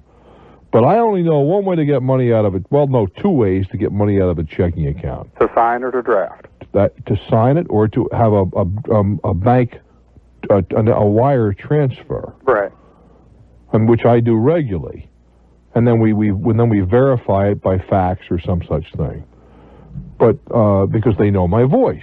They know who I am. And they know to whom I've cleared in advance the transfer of monies. But under ordinary circumstances, I know of no way to extract money from a checking account without either using the printed checks or a counter check. Now, is there a third way that I don't know about? May I ask you one question, Bruce? Sure. You just opened up something that made my call worthwhile. Yeah. If somebody transferred the funds on the phone to a third account, is that within the bank's option to do that over the telephone? Well, they do it for me, but if the amounts get significant, and I don't know how we define significant here. I don't want to do it in my, Obviously. They want a confirmation. Generally, we do it by fax. Well, let me ask you this. If they transferred the funds into a third account... I transfer monies from, for example, let me give you an example. We try to keep our operating account zero balance. No interest. That's right. So we keep the money in a money market account in the same institution. Sure. And then just say shift 10, 15, whatever the number is, from our money market to our operating. Now, we do that telephone routinely with no further confirmation. But then, in order to get money out of the operating account, you got to draft a check. Well, perhaps I need to just go in Thursday, see how it plays out. Yeah, I think we're floundering on the dark here. Why don't you go ahead and give him a call, and if you like, I'm going to give Stacy will give you a number that you can bypass the 800 system. We can talk about it when you got some information at your disposal. Okay. Because right now, I'm at a total loss, and if I appear foolish, I'm sorry. Well, to a degree, I am as well. And how much money are we talking about here? $2,500. Well, I'd go in and talk to him and see how that was accomplished. Right. Then maybe I can give you a little more solid advice. Thank you, sir. You hang on now. Stace will give you a number. I don't know how to... I wish I could figure out how to get some money out of a checking account from time to time without a check. But I don't know any way it can be done. Unless it's a wire transfer. And that's generally corporate and within the corporate family and so on and so forth. I'm Bruce Williams. Stick around for more, my friends. I'm so pleased you're here. This is Talknet. Let's go to Memphis, Tennessee and see what's kicking around. Hello there. Welcome to my world. Hello, Bruce. Hi. My problem that I've had is I have a battle going on with in-laws.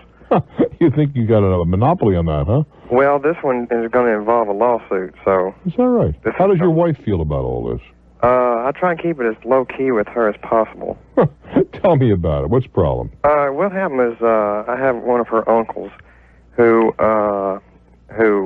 we got into the same kind of business together, selling insurance, and he saw a rifle that I had, a hunting rifle, and some accessories. It was really sort of a collector's item. Not that I couldn't get another one, but I'd done a lot of work on that one. Well, in that regard, then, you owned this thing. Right, I owned it. And what happened to it? My father had given it to me as a present. Well, he wanted the rifle. And He meaning the uncle? The uncle, Yeah. right. Needed the rifle, he said, and all that stuff, and he really wanted it, and he really always wanted one. All right. Excuse me. So anyway, he said what it cost him to get one, and I said, well, if you'll give me so much money. How much? I told him if they gave me $200, I could get him one and restore it for him, and a different one. And he said he kept on and bugging me and hounding me, and finally I just said, okay, fine. I'll tell you what we'll do. I'll let you have this rifle. You pay me the money. I'll get it. How much? I told him I'd give me $250, and I'd let him have that rifle. I'd get another rifle, fix it up, and give him and swap back with him. He said, So would fine. you let him use this one during the period of time you were trying to acquire another? Right. All right. But you wanted to keep the one that your dad gave you. Right. So he said fine and well and everything. And we did a little more horse trading on some other lines and some other things later on. But then I came back to him, and he had not. What he was going to do is he was going to earn some on his side. He was going to earn some commissions and give them to me. Some what? Commissions in this work, selling insurance. We're talking about $2,500 here. Right. He was going to earn commissions and pay me this money instead of paying me on the front end. The $250. Right. So anyway, he came down that he had not done any of it. So I came back to him to talk to him about it, and he told me it was my problem, not his. What's your problem? The money, not getting it. You know, well, you didn't get your money. That's your problem, not mine. You need to find out how you can get your money. And you still got the weapon? No, he's got the weapon. He's still got the weapon. Right. He's still got He the weapon. doesn't want to surrender that and doesn't want to pay you. Right. So I How went. old is this guy? Oh, he's got to be in his. He's got 2 grown children. This My is not a kid, okay? This is not a child. All right, it's enough. Well, I got to catch up with my obligations because I'm being very sloppy tonight, and I apologize. But I'll never understand people like that. Again, if you're going to stick somebody, stick them for $1 million, but $250? Stick around. This is Talknet. Talknet. 1-800-743-8000. I'm chatting with a gentleman who I hope picked a better wife than he did in-laws. Brought down to its fundamentals. He gave a guy a shotgun for $2,500. He doesn't want to pay for it. That's what it comes down to, right? Well, the way it boils down to is the gun is actually worth over around $500. Well, why did you give it to him for $250? Pray tell. Well, 2 reasons. One, I was trying to be nice because he's a relative, and 2, I was a little more ignorant than I would like to have been in the value of what I was selling. But the point is, he's paid you nothing, nada, zip, zero, right? Right. Well, at first, then I got another weapon identical to it, fixed it up, and took it back to him, and tried to at least swap back with him, and then settle the cost part. Right. So that I could at least get the gun that had sentimental value. He back. doesn't want to do that either. And he told me he wanted a boot to go with it. In other words, a bonus. What did you don't discuss this with your wife at all? No, she's real tight with her family, and she doesn't. Well, why doesn't she go have a little chat with her tight family and say, hey, loosen up? I don't think she would. She'd jump on my case about, why? You know, why I made the mistake. You know, this is your mistake. You should have gotten a written contract and all this. Well, I don't disagree with all that, but I mean, for crying out loud, if she's tight with her uncle. But anyway, the thing is this. I got mad at first. I had all kinds of evil thoughts to do things. Never mind. We don't talk about those things, not for this kind of money. But so then I got to thinking straight, and I went to a lawyer friend of mine and talked to him, and he referred me to a friend of his. And so I talked to basically 2 or 3 lawyers about it, and they said that what I needed to do was what I've done so far. I've gotten an affidavit from my father showing that he had given it to me. Okay, you've established the ownership, then what? Right. I established the ownership. I got a notarized value on the accessories and the weapon. And he has no receipts. He has no evidence whatsoever that it belonged to him. I sent him a certified letter, restricted delivery, so he would have to sign it, stating that it's due to the agreement. If he hadn't paid me, he would to return the weapon, or I'd file suit against him. He refused the letter. He wouldn't take it because he knew I wanted the gun. He knew it had something to do with the gun. That's stupid too. Well, the lawyer suggested that I send a certificate of mailing to mail the same letter, a different letter, copy of the same letter. Look, you're dealing with a. Go ahead, very quickly. And so anyway, what I'm gonna do is go down into the county where he's in and file a replevin. Look, but I want to get a couple of seconds. If it were me, I'd sit down with my bride and say, look, baby, this is your dumb uncle. Now, you got some responsibility here. I'm going to tear your family apart and don't really give a big damn. You go talk to your uncle, go talk to your mother, have a family, sit down and tell this guy to stop acting like a jerk. Because the last thing we need is a big old family lawsuit. But if that's what it takes, that's what I'm going to do. But you would have helped solve it. I'm Bruce for Talknet. 6644.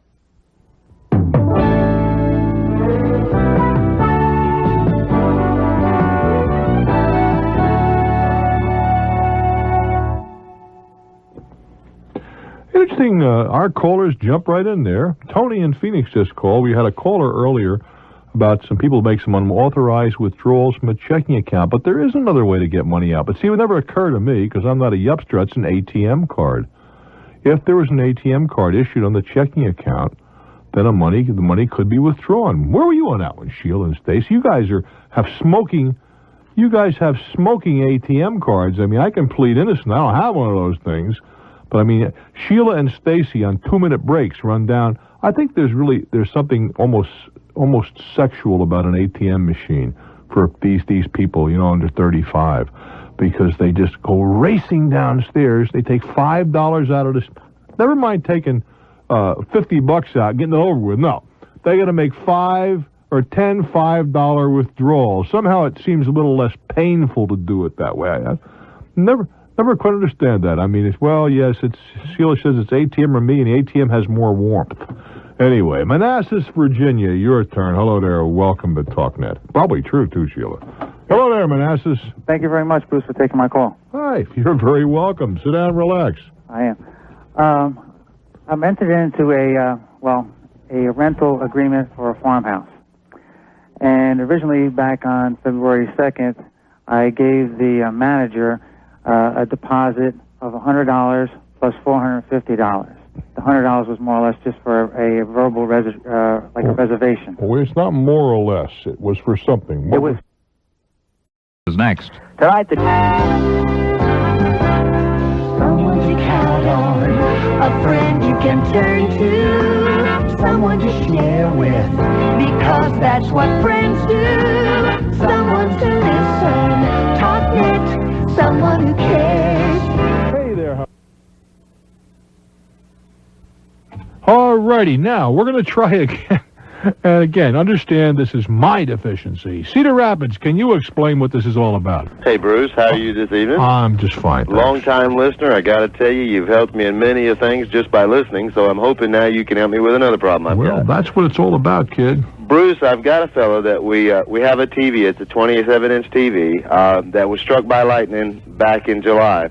Yeah, well, in Georgia and Florida and whatever, those are things that are happening pretty regularly. Quite regularly. We took our TV. We had a gentleman who we called, and he came out and picked it up to repair it. He kept it for a week. As a matter of fact, he brought it back repaired. We paid him. We gave him the $100 that he requested to repair it. Matter of fact, I checked. He went right down and cashed my check. Before that day was out, we had the TV, we watched it, we turned it off. When we came back to turn it back on, it wouldn't work. To make a long story short, the TV has not worked. We called him. He was very polite about it. He came back out and got it. He held it for 3 weeks again and kept telling me, I'm working on it. And every day he'd say, be ready. And so 3 weeks later, we got the TV back. The very same day, the same thing happens all over again. The TV's doing exactly what it's done all along. He's picked it up again. So he's now had it for another 3 weeks. We're now since July 7th. July 11th is the first day he started working on the TV, and I still not received the TV. This is now going on 7 weeks later. Have you thought about taking the TV somewhere else? Well, I have thought about that. The problem I have now is that he's already got his $100. That's true. You may be stuck. Let's start with a premise. You may be stuck for $100. You think so? That's my fear. I didn't know what to do with him. He seems like a very nice fella. He keeps telling me that it's a problem with this or that, and he keeps checking it. 3 times this week he said, I'll have it ready. I'll deliver it back tomorrow. So I'm at a point where I don't know what else to do. Am I just going to be stuck for that $100 and say, look, give me my TV back? It would appear that he just can't handle it. Is that unreasonable? I don't even know if I'm being reasonable. No, I don't think you're unreasonable at all. 7 weeks just seems like excessive. Of course it is. It seems to me you could rebuild it by then. I think you've been very patient. No, I'd ask him for a refund. Okay. But I don't know if you're going to get it or not. Yeah. I don't know if he has it. He may very well not. I mean, he's a reputable dealer in town. I mean, he's got a large shop here. And you get into a store and you can see he must have 100 TVs in there. Well, what does he say when you get down? Have you got you're doing everything on the telephone, right? No, sir. I've made it a point to stop by and physically see him. And what does he say when you physically When I see him? get there, he said he's put transistors in. As a matter of fact, today I went by and seen him. He said, Brian, I put 2 transistors in there. They blew back out again. He said, I think I found the problem. I want to keep it overnight so that once we fix it, we can make sure that it's fixed again. Huh. Kind of the same thing, every time it's something else. Sounds like a snow job to me. I get the feeling I'm being snowed too, and I'm at a loss here. I mean, the gentleman's got my TV. We've been through that. The most look, your max exposure, Brian, is $100. I think you can weather that. I think. I think so. Yeah, well, that's not just kind of an aggravating point. Well, that's another issue. But I guess you have to live and learn in life. That's another issue altogether. The So aggravation. your recommendation is just to speak to him tomorrow. If he's not got the TV ready, what would you I'd say, say? well, let's load it up. I'm going to try somebody else. Okay. I like a refund. Well, you've given frank and honest advice before, and I trust your opinion. That's why I was so excited to give you a call, because I was at my wit's end. I've talked to the guy. I've tried to be polite. I've not wanted to be aggravating to him. He seems like a sincere individual. Of course, I don't know him from Adam and the Apple. Mm-hmm. So I guess that's what I'll do tomorrow. Then I really appreciate your help. I wish you well, Brian. I thank you very much. Take good care. Reddington Shores, Florida. It's your turn. Hello, Bruce. Hello there. Feel like I finally reached my long-lost uncle. You're a member of my family, by the way, every night. Well, thank you. That's a high compliment. I appreciate that. Thank you. Bruce, my company handles large multi-million-dollar investments for institutions, life insurance companies, pension funds. What kind of a company do you have? Call it commercial real estate. We handle the acquisition and disposition of large ACLFs, congregate living facilities. Oh, okay. And we're now moving into another area. We're going into the hotel business because we find a lot of overlap there with companies like some of the big brands. Mm-hmm. My question to you is this. I'm looking for advice. We've been doing this for about 7 or 8 years. We've got 9 offices, primarily in the Sun Belt states and along the Northeast, Mid-Atlantic. We're grossing, our revenues are about $6 million a year right now. Mm-hmm. And do you own the company? I own the company. I'm the lone ranger here. I'm the lone shareholder. Mm-hmm. It is a sub-S. And all my people are on salary, which is very, very unusual for this type of business.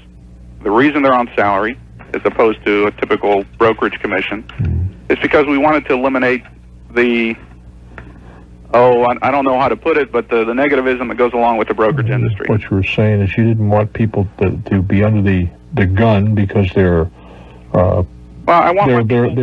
service and to themselves depends upon a sale. I want my people to be serving one master, and that's our client, as opposed to serving, worrying about where their next buck is coming. Well, if it works, that's terrific. It has worked exceedingly well. These folks get compensated very well. At the end of the year, we give them a very nice bonus. Most of these folks are clearing anywhere between $150,000 and $250,000 a year. Not too shabby. What are they doing for that? They are putting together marketing materials.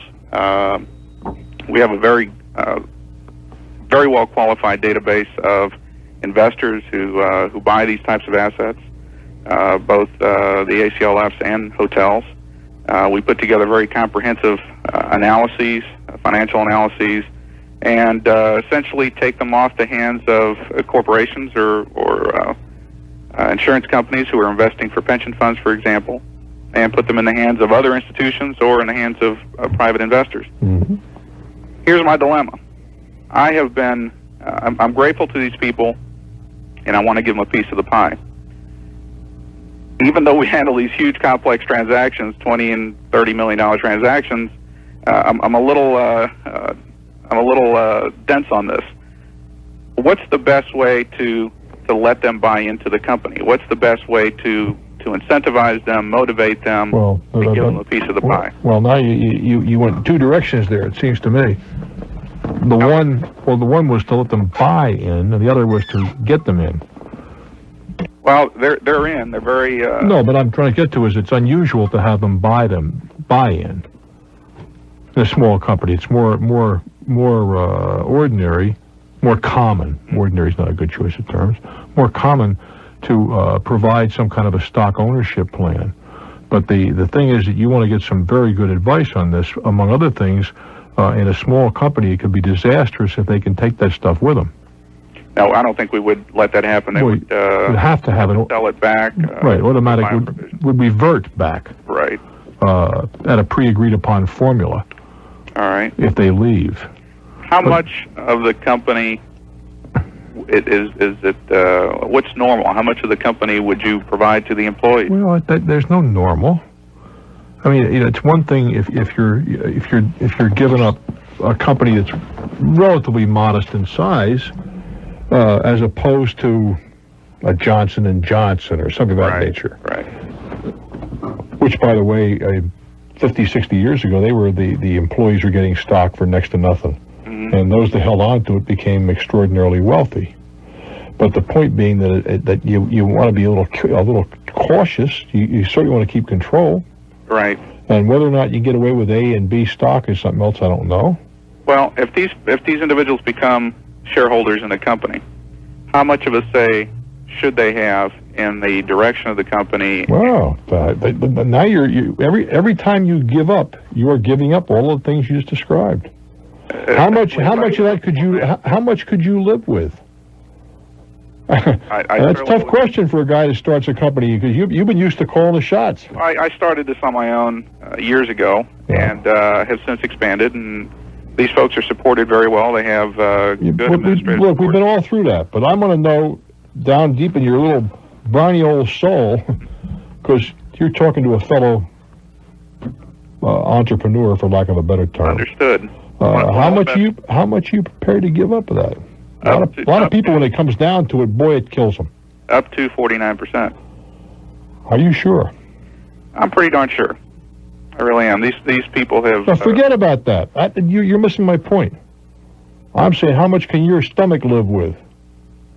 Up until now, you have had not to answer to soul one. Well... Except the customers. 51% still gives me... No, it doesn't. It really doesn't. It gives you control, but they can still beat your brains out. Okay. That's what I'm trying to get to. Okay, that's good advice. I'm not saying you shouldn't do it. I just want you to be of the mindset that when you start giving up ownership in the company, you do give up prerogatives. How do you value what a share should go for? The value. That's up to a professional to do that.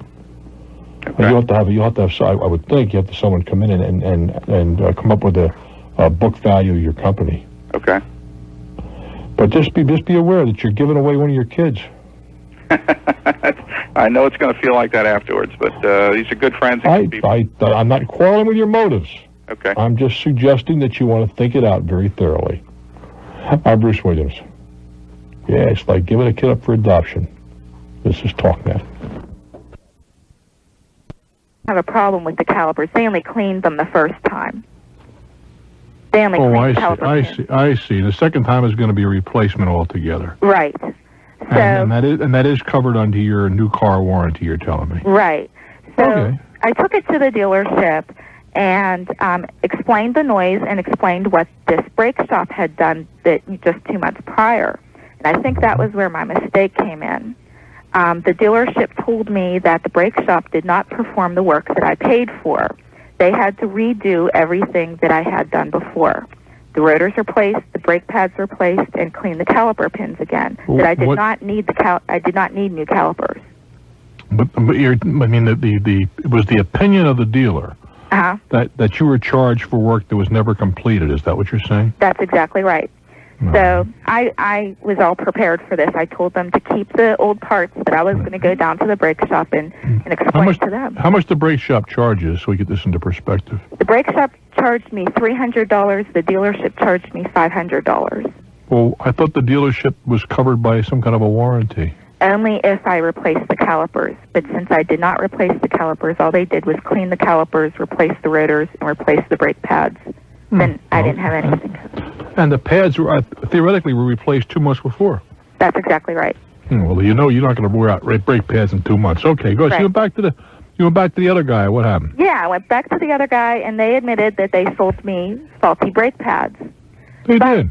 But what they told me was that they measured the old rotors, and they said that my old rotors did not need to be replaced. They were within specifications. Now, the brake shop told me that they would refund me all of my money, the $300 bill. Mm-hmm. But now I have to deal with this dealership that sold me rotors that I did not need. Well, you see, the problem here is everybody is telling you this stuff, and I don't know who's lying, who's not. Mm-hmm. On the one hand, the brake shop is telling you one thing, but they are not exactly the most credible people in the world because they gave you a sticking the first time out. Mm-hmm. Now you understand what I'm saying? Yeah. Well, I still have the rotors, the old rotors. Without regard to that, it would seem. I don't know about you, but I could have a whole pocket full of rotors. I couldn't tell you if they had to be replaced or not. I don't know those things. Mm-hmm. Now, have you had an independent third party take a look and give you an opinion? No, I have not. But the brake shop told me that they had 3 independent people take a look at it, and they all agreed. That all may be, but these are the same people that didn't do the job right the first time. Mm-hmm. Okay. How come suddenly they're so credible? Well, I can only go by their measurement and their work. That isn't the issue. I'm on the one hand, they did a lousy job. We can agree on that, right? Right. Mm-hmm. Well, why would you suddenly find that accept them as experts? I wouldn't. Okay, so what should I do? I'd go to a third party and have them look at the things. Okay. Now, then there's still 2 possibilities, that they are within specifications and that they're not. So if they are not within specifications... Well, you see, we're back into what is a specification. If we're right on a margin, if we're on the cusp... Well, they gave me the measurements. Yeah. They said that the measurements were 436 and 438. No, that doesn't... All right, go ahead. And the minimum where they call it discard is 429. So I was well above discard. Well, what we say well above. What's a brand new one? I don't know the answer to that. Do you? Brand new ones are 470. Well, then you're not well above. You're right on the borderline. Mm-hmm. 434 to 429 is only a very small distance. Mm-hmm. Do you see what I'm saying? Uh-huh. Doesn't look like well above to me. Not with 470 is max. Okay. Or put it another way. Let's assume it's 470 to you said 429, right? Right. That's 41. And you're 4 into 41 round numbers. You're down to 10% or under. Mm-hmm. Well, that sounds to me like it'd be prudent to get them. Do you ordinarily go right down to the max before you have something replaced? I don't. No. Well, you were 90% there. Mm-hmm. Okay. Using your numbers. All right. So now what? Well, I don't know that the dealer did a bad job for you. Is what I'm trying to say to you. Okay. Well, what if I find out that the dealer did fraud me then? Well, fraud you're using some pretty strong language. It seems to me.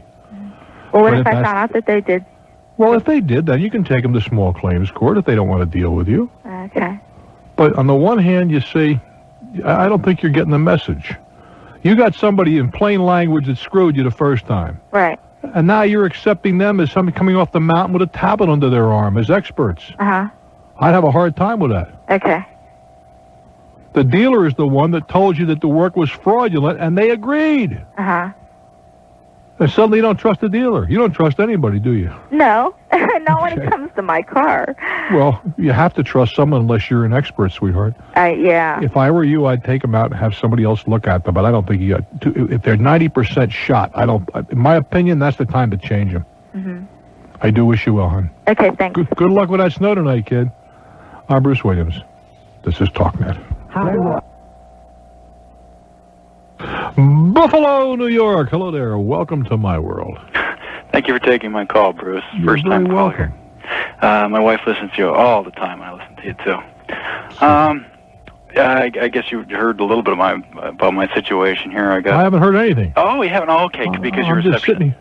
Well, that's what she hears and what I hear are two different things. Okay, I thought she might give you notes or something. Got a neighbor next door who plays the drums. How lucky can you get? I know it. And, he used to have his drums up in his living room. And in his living room? In his living room. He's got 2 kids and a wife, too. This is a next-door house. This is, 2 single-family homes. How close by? His wall, well, we got a driveway between us, so I'd say he's about 12 feet away. Wow. And then he moved his drums down in the basement, and they're right next to the wall, so you just, he plays anywhere from 2 to 8 hours a day. He's a professional, huh? No. No? I know stronger company than DuPont in the U.S. Good Lord.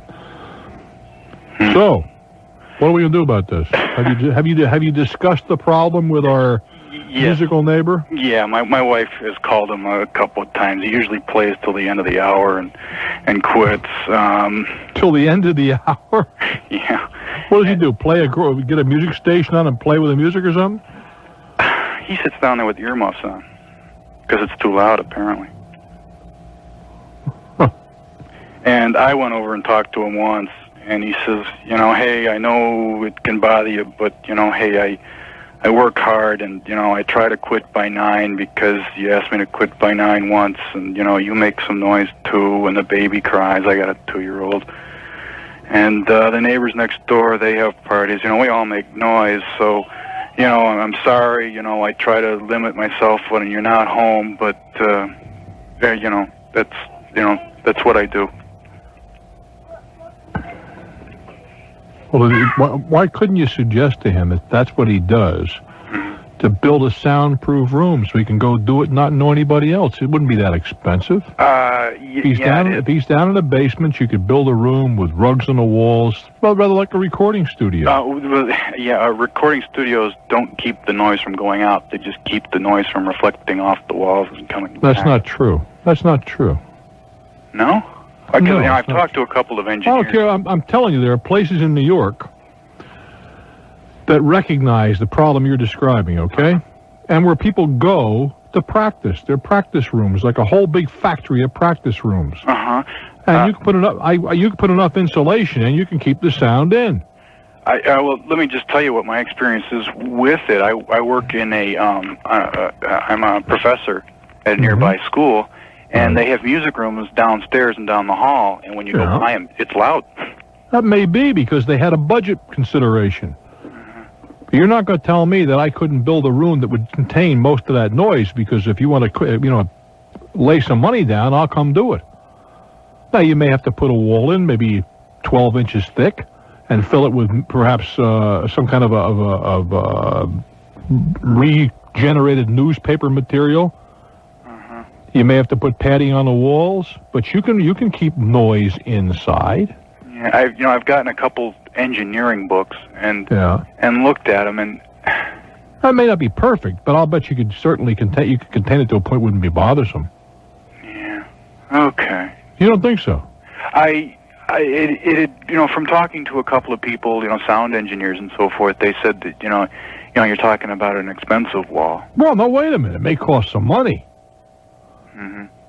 But I know, because the reason I have a little bit of knowledge here, okay, is because I was looking at one time to buy a joint that was going to create a lot of noise. And the neighbors were concerned, and I got hold of the sound engineer, and he said, no problem. It just has $1 solution, guy. Yeah. And a lot more noise than one set of drums could ever produce. Mm-hmm. I'm talking about, big speakers and the whole routine. Who pays for this? Oh, I think he'd have to pay for it. Yeah, what if he says, If he says no, I suspect that you have an ordinance in your community which delineates what decibel level one can have before one becomes a public nuisance. Yeah, that's the thing about it's not all that loud. It's just that you can't sit and read. You can't think. A constant bump. Yeah, it's a Chinese water torture type of thing. Do you ever think about moving? Yeah, oh yeah. We're working on that now, but that's expensive. Why should I pay the But you may have to. Yeah. Okay. I mean, if he's not breaking any laws, I don't think you're prepared to go down there and spend the money to insulate him, are you? Have you asked the guy why he has to have drums? No, you're laughing, man. I'm being very serious. I mean, they have practice pads and stuff that don't make any noise. where you still get a chance to beat on the thing and work out your aggressions, but they don't create a lot of noise. Yeah, I asked him if there was any way of quieting it down, and he just looked at me and sighed. That's what he... And sighed? Yeah. Well, it's as if he had finished the discussion, and that's all he wanted to talk about. This was out in front of his door. Mm-hmm. Well, there's always the other way around, man. Buy yourself a couple of big speakers. They're deaf. They're stone deaf. That's the odd thing. I mean, I've gone over there. I've seen his brother. He's got a twin brother. I've seen his brother pounding on the door. I've seen other neighbors. They'll pound on that door for 5 minutes before somebody shows up. And when they eventually do, they go, "Oh, we didn't hear you." And you're pounding away. I mean, it's funny. Kind of sad, I guess. It's sad for me. I mean, they're in bliss. Well, I think it's time to move, my friend. Okay. I do wish you well. Well, who's going to buy it? That's another program. You have to only show it to people after 9 o'clock at night, or when this guy's working. Well, thank you very much. I appreciate it. Take good care, guy. I'm sorry. I wish I had better news for you. I'm Bruce Williams. Stone deaf neighbors playing the drum. Boy, I got to tell you something. You think you got troubles? This is Talknet. Golden, Colorado. Hello there. Well, good evening. Hi. I was wondering, Bruce, if you could help me with a problem I'm having. I've listened to you before, and you said if you have a problem, take a person to small claims court. And so it depends upon the problem. I mean, if you got a neighbor that gives you some kind of a skin rash, you don't go to small claims court. That's so true. What are you talking about? Well, my wife and I celebrated our 25th anniversary last year. So about April of '91, we bought a cruise to China for about 2 weeks. The cruise was due to leave on August the 29th of last year, and on August the 12th, the cruise company in Fort Lauderdale informed us that the cruise was going to leave on August the 28th. I'm a pediatric... One day early. Pardon me? One day early. And I'm a pediatric dentist, and that is my busiest time of the year, right before school starts. And so that resulted in some financial losses to myself and my wife, who that one extra day vacation she was not paid for. She was docked on it.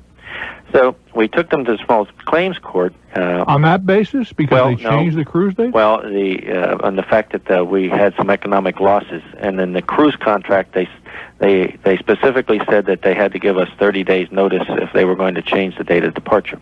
Okay. Did you win? Yes, I did. Congratulations.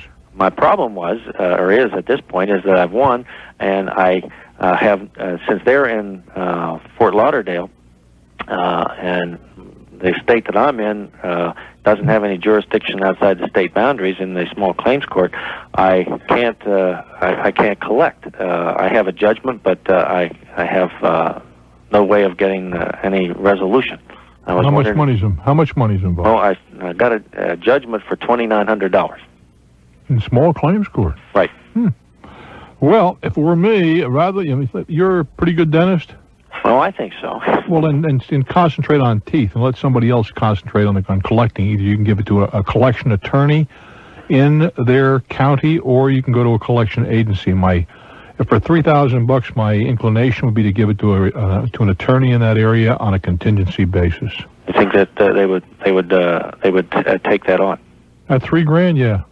And how does one find a collection attorney when you're? I got to find one in Florida, correct? Right. You got an attorney in Golden? Right. Just call him. And then have him contact somebody else. Well, there's a compendium of attorneys, and the name has just gone out of my head, but it's every attorney's got it in his office. Oh, okay. And he can just flip over to that county, and he'll look for guys that have that specialty and give you a list of 4 or 5 of them you can call them. Oh, okay. It's not a big Hubble. Isn't it Hubble or Hummel? Hubble, I think it's called. Oh, you got me. I'm a dentist. I'm not an attorney either. What can I tell you? But I believe that's what they call it. But any event, you call your guy, you say, look, I want a collection of guys, somebody who specializes in collection attorney, whatever county we're in Florida, and he can get you half a dozen names, give you the names, telephone numbers, what schools they graduated from, how long they've been in practice, do they have good teeth, the whole routine. It's all there. All right. Well, as long as they got good teeth, I'll take them on. Right? There you go. Just okay. Let them worry about it. They're going to charge you now between the 3rd and 40%. Okay. But Thank you very half much. a loaf. Bye-bye. I do wish you well, Doctor. Yeah, there's no point in trying to do these things for yourself. You realize that something in the order of 70% of all the judgments that are awarded in the small claims environment never are collected. Let's hope he's in that top 30 points. Hey, thank you very much for joining me. I do hope you'll hang in. It was a good hour, kids. I'm Bruce Williams. This is Talknet. We go down to Cincinnati, Ohio. Hello there. Welcome to Talknet. Hi, Bruce. Hi. Bruce, I am interested in renting a house. Well, I got one. I'll be very happy to rent you. Well, it's got to be in the right location. Well, it ain't in Cincinnati, so I guess you'll have to look elsewhere. What's going on? Well, in talking to several different homeowners, I noticed there's a wide discrepancy or disparity between what they think the renter should be responsible for in terms of maintenance and upkeep and things like that. Can you give me some general ideas? There are no general ideas. Okay. There really aren't. I mean, in some cases, you as the rentor are responsible for everything. And underscore that word, everything. That means any repairs, any maintenance, and whatever. On the other extreme, you're responsible for nothing. The gardener comes and cuts the grass and prunes the roses back, and if there's any problem with the plumbing, they change the washer. Okay. Usually, it's someplace in between. And obviously, if you were to go in and rent a luxury apartment for $4,000 or $5,000 a month, you would anticipate that everything would be taken care of for you. Sure. Without any problem. Right. On the other hand, if you want to rent a house for $300 a month, I think it's fair to assume that you'd get almost nothing done for you. Right. Yeah, let me give you some idea of the kind of house. These are houses that might cost somewhere in the neighborhood of $150,000. Right. How much is the rent? Rents are around $1,000 to $1,500 a month. Well, there's a big difference now. You just increased it by 50%, which 1,000 is a steal. 1,500's about right. Okay, about $1,200 seems to be the going rate. Okay, then that's a very good price. Very good rent, cheap rent. Based upon, it's what you people say, cheap rent. What are you talking about? Cheap rent based upon the value you just gave to me. Okay. A minimum of 1% per month is necessary to even come close to breaking even. For the landlord. If a landlord's renting you a house that is truly worth $150,000 for $1,200 a month, you got to borrow. Or put it another way, you couldn't own it for that kind of money. Okay. Now, for instance, let's take one case where there's a pool in the backyard. Yeah. Expenses like to winterize the pool would ordinarily be the tenants, clearly. The tenants. Clearly.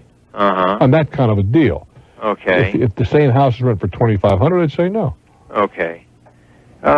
Is it reasonable to ask to change the locks on the house when you move in? No. No? I wouldn't change them for you. If you want them changed, go ahead and change them and give me a key. Okay, at my expense then. That's your expense. Uh-huh. I mean, I've never been asked, but I would not change the law. Again, if you're going to rent my $150,000 house for $2,500, where I got a nice profit built in there, I'm liable to do a lot of things. What business are you in? Well, I'm a scientist. All right, fine. It's a little hard to... biomedical science. Well, and we can't do much with that. I was going to say, if you were in retail, for example, and some guy wants to pay full retail every time he walks in the store, you can take a lot better care of him than the guy who wants 30% off every time he turns around, aren't you? Right. Same thing is true here. Uh-huh. I mean, customarily, the lawns and all that sort of thing is strictly up to you. Okay. Major maintenance like the heating system, the air conditioning system, the roof, generally speaking, is the function of the landlord. Minor stuff like changing a washer and whatever, generally speaking, is yours. All right. But any kind of a deal that you can cut. But when the deal is marginal for the landlord, he's going to give you less. Uh-huh. And you can see why. Sure. In terms of the lease, should it be spelled out exactly what he's responsible for? Absolutely. Uh-huh. Absolutely. It's just so much easier. Oh, okay. Because it stops hassles later on. Right. Does it need to be any more formal than just a written document that we each sign? Well, I mean, you could do it in blood and exchange, put your wrists together and that kind of stuff. Uh-huh. I think a written lease will suffice. Right. I would not, if as a rentor, particularly and your calling is starting to show through the scientific calling, looking at every little detail. There's nothing wrong with that. But I'd have an attorney prepare at least take a look at the lease, because you're not going to be happy with a standard landlord lease. I'll tell you that right now. Okay. Because it's very much weighted toward the landlord. Right. The security deposit, should that be in like an interest-bearing account? That depends upon where you are.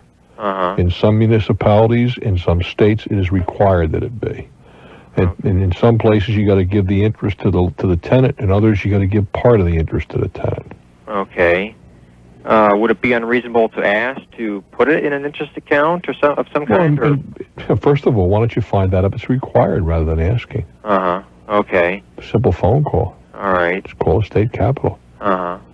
Okay, and what if someone were not to make their payments on the house? Would I have any chance of getting the security back, or? Probably not. You come right down to it. Look, contract is only good as the people involved. If the guy's not making payments in the house, what makes you think he's going to keep the money in that security account? Well, he's probably not. That's right. And that happens. Okay. I mean, there's no way you can protect yourself. In your business, all right?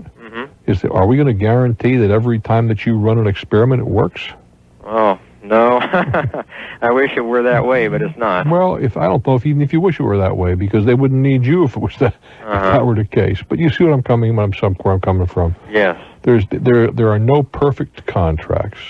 Neither are there perfect people or corporations. I mean, I'm not going to tell you that more than not work out very nicely. People are honorable and so on and so forth. But you can protect yourself as best you are able through some of the vehicles that you've described. But if you think for a moment that they can't be gotten around, right, think again. Okay, Bruce, pleasure talking with you. Thank you so very much. Good luck with the house hunting. Okay, thanks. I'm Bruce Williams. Hang in for more. This is Talknet. Talknet, someone who cares. Well, my goodness gracious, as I live and breathe, Stu Bell just pointed his finger at me. No, that's not rude. It says you're on the air, Bruce. Hello there. I'm Bruce Williams. Welcome, my friends. Welcome to my world. Welcome to Talknet. It's fun around here because I talked to Stacy in between breaths, and the poor girl almost had a cardiac just now. All I said was, Stacy in the break, come in here, but it takes about a microsecond to say that, because she has a little mission to perform for me during the break, and the poor girl had the blood drained from her face, her blood turned to lime jello. I never thought of myself as a frightening, imposing person. I am both of those things around here. Hey, I got a bunch of open lines. I'm embarrassed, folks. The number is 800-743-8000, 800-743-8000. My thanks to all of you lovely people who joined us during our recording interlude earlier today. That was appreciated. We'll be here on Friday, by the way, doing the same thing around noon, sometime between noon and 6 o'clock or thereabouts. So if you want to join us then, you're welcome to as well. But right now, get an open line or two at 800-743-8000. All right, let's go to Beantown, home of Dan Griffin and WHDH, Boston, Mass. Hello there. Real pleasure to talk to you. Well, thank you so very much. What's on your mind? And maybe you can help me. I have a really complex problem. I worked for a company for about 6 years. I was an operations supervisor. We mostly handled companies that were in labor disputes, and we, provided driver leasing and so on. And over the course of the 6 years, the company had, they made a considerable amount of money. And what happened was... Let's hope so, anyway. Well, we did. We did a lot of work all over the country. So my position entitled me to get, a good abundance of money to be made at the company. Well, come to find out that the company was charging our clients for a lot of overtime and paying me straight time. So, I found this out at the end. Wait, run that by me again. Well, they were charging our clients for like time and a half. What did you do exactly? I was in charge of the labor, the help. Well, what difference does it make what they charge for you? Well, what relevancy does that have to you? You got paid. Yeah, but I only get paid straight time. So I'm what? supposed to be paid time and a half. Were you entitled to time and a half? Yes, I was. Well, then, without my contract that I had with the company. Without regard to what they charged the other guys, how come you didn't do something about that at the time? Well, at the time they told me they would rectify it, and I kind of let it go and go and go. For how long? 6 years? No, for about 3 years. All right. You're a very patient guy. Well, we come into the tune of about $47,000. In what you believe overtime that you didn't get. Correct. Yeah. So what happened was I saved all the invoices and everything. Okay, go ahead. I'm listening. I'm listening, then I'm going to cross-examine you. How's that? Okay, so when it comes time to settle up with me, the company filed for bankruptcy. Mm-hmm. And what they did is they changed over to... We had 5 entities in the company, 5 different divisions. Mm-hmm. What is they filed the bankruptcy in all 5 divisions and opened up on the following weekday, on a Monday, under a new name. So it kind of left me, they fired me and said, hey, if you want to come back to work for us, it's under our ball, and you forget about the money. Are you talking about the under a new company name or under administrator in bankruptcy? Which? New company name. Same owners, new company name. But they just closed up their doors. They closed up on a Friday afternoon at 4 o'clock. I was in Pittsburgh. Mm-hmm. I came back on a Saturday, Mm-hmm. and they told me the company had filed for bankruptcy, Mm-hmm. and I didn't get a chance to clean out my desk or anything. Well, your claim is against the company in bankruptcy. Correct. But they've already disposed of all the assets. Well, that's tough. Your claim is still, unless you're trying to allege fraud. Mm-hmm. And that's pretty tough to prove. Maybe you could. So basically, I'm probably out to $47,000. Oh, I would think so. That's what I mean, you got a claim against a bankrupt corporation. Whether you have a legitimate claim is a whole different matter.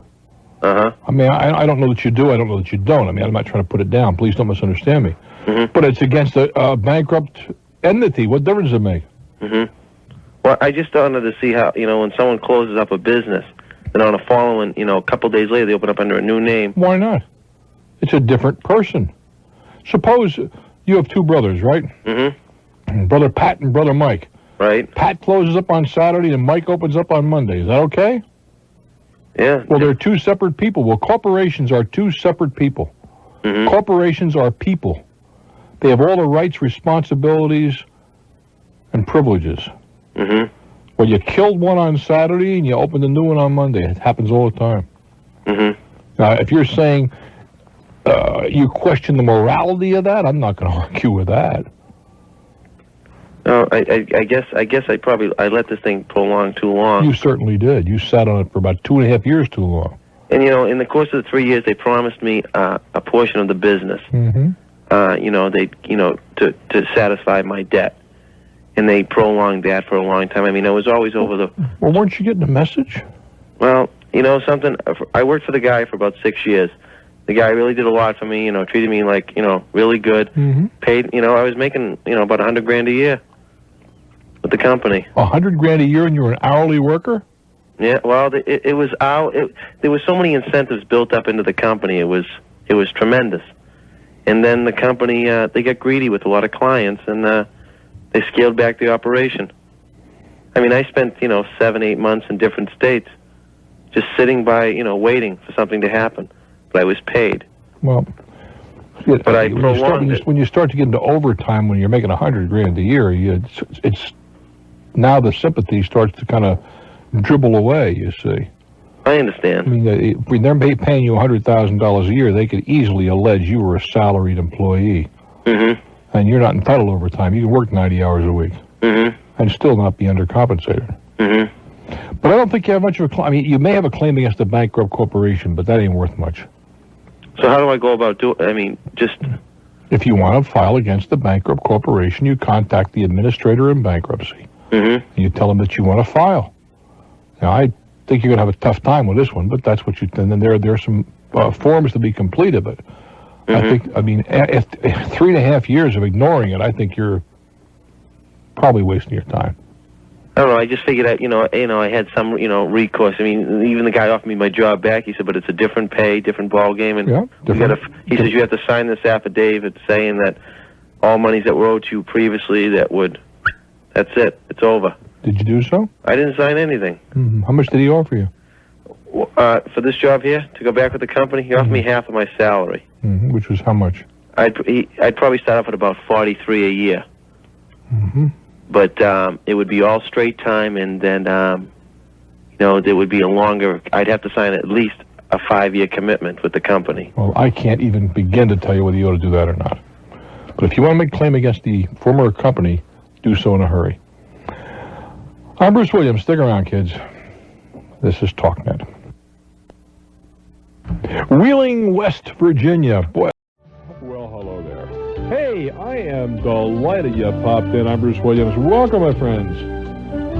Welcome to my world, where we do talk to you, with you, and about you and your life, your hopes, your ambitions, your dreams, the things that make you outstanding. I'm very glad you're here. I'm Bruce Williams.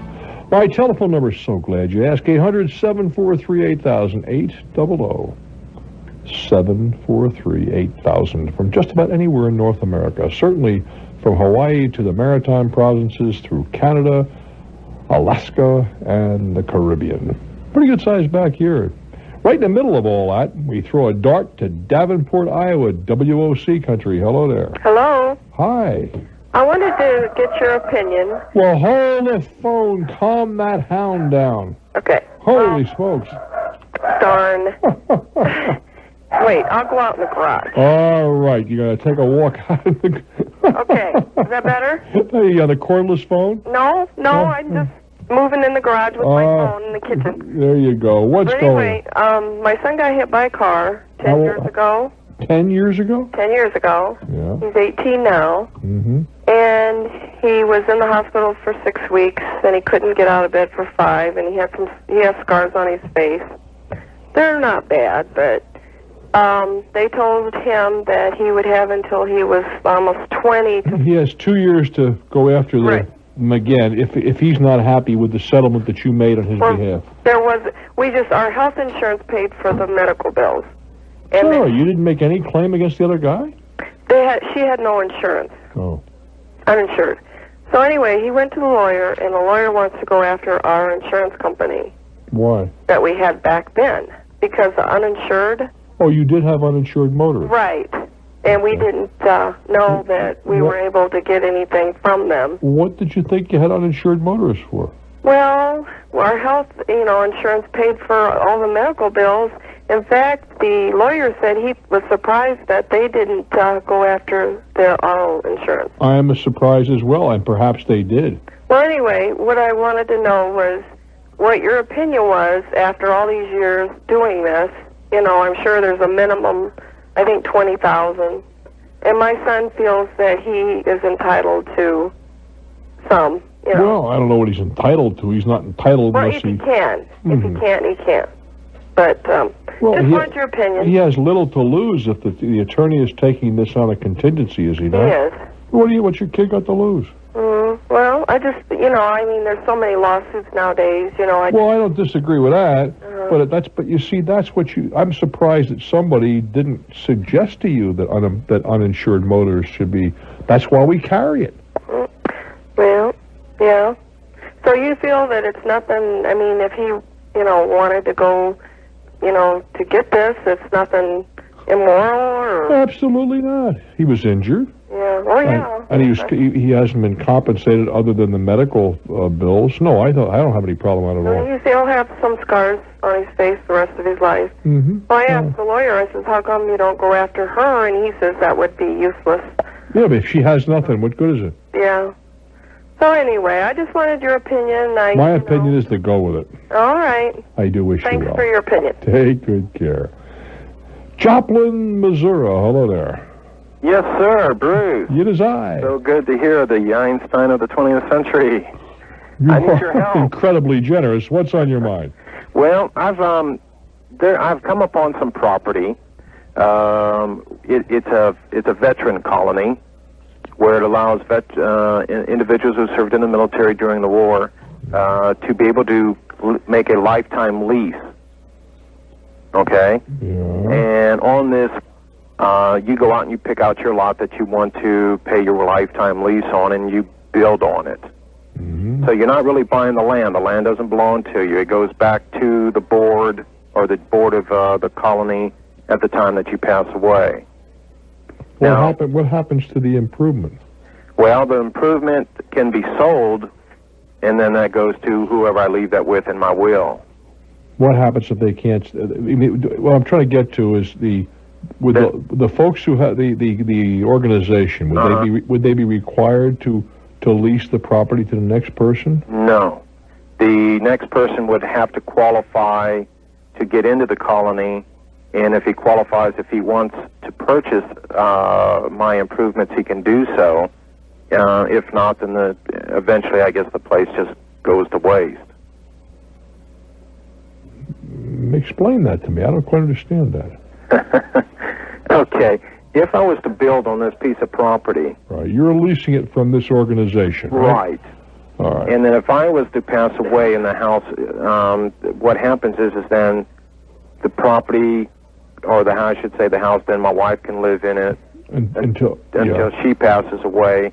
Then what happens is the colony will take back the property with the improvements on and will sell it. Oh, then you lose the house at that point. Well, no, they will sell it for whatever I ask them to try to get for me. You're just died. You can't ask them anything. Well, yeah, true. Pretty hard.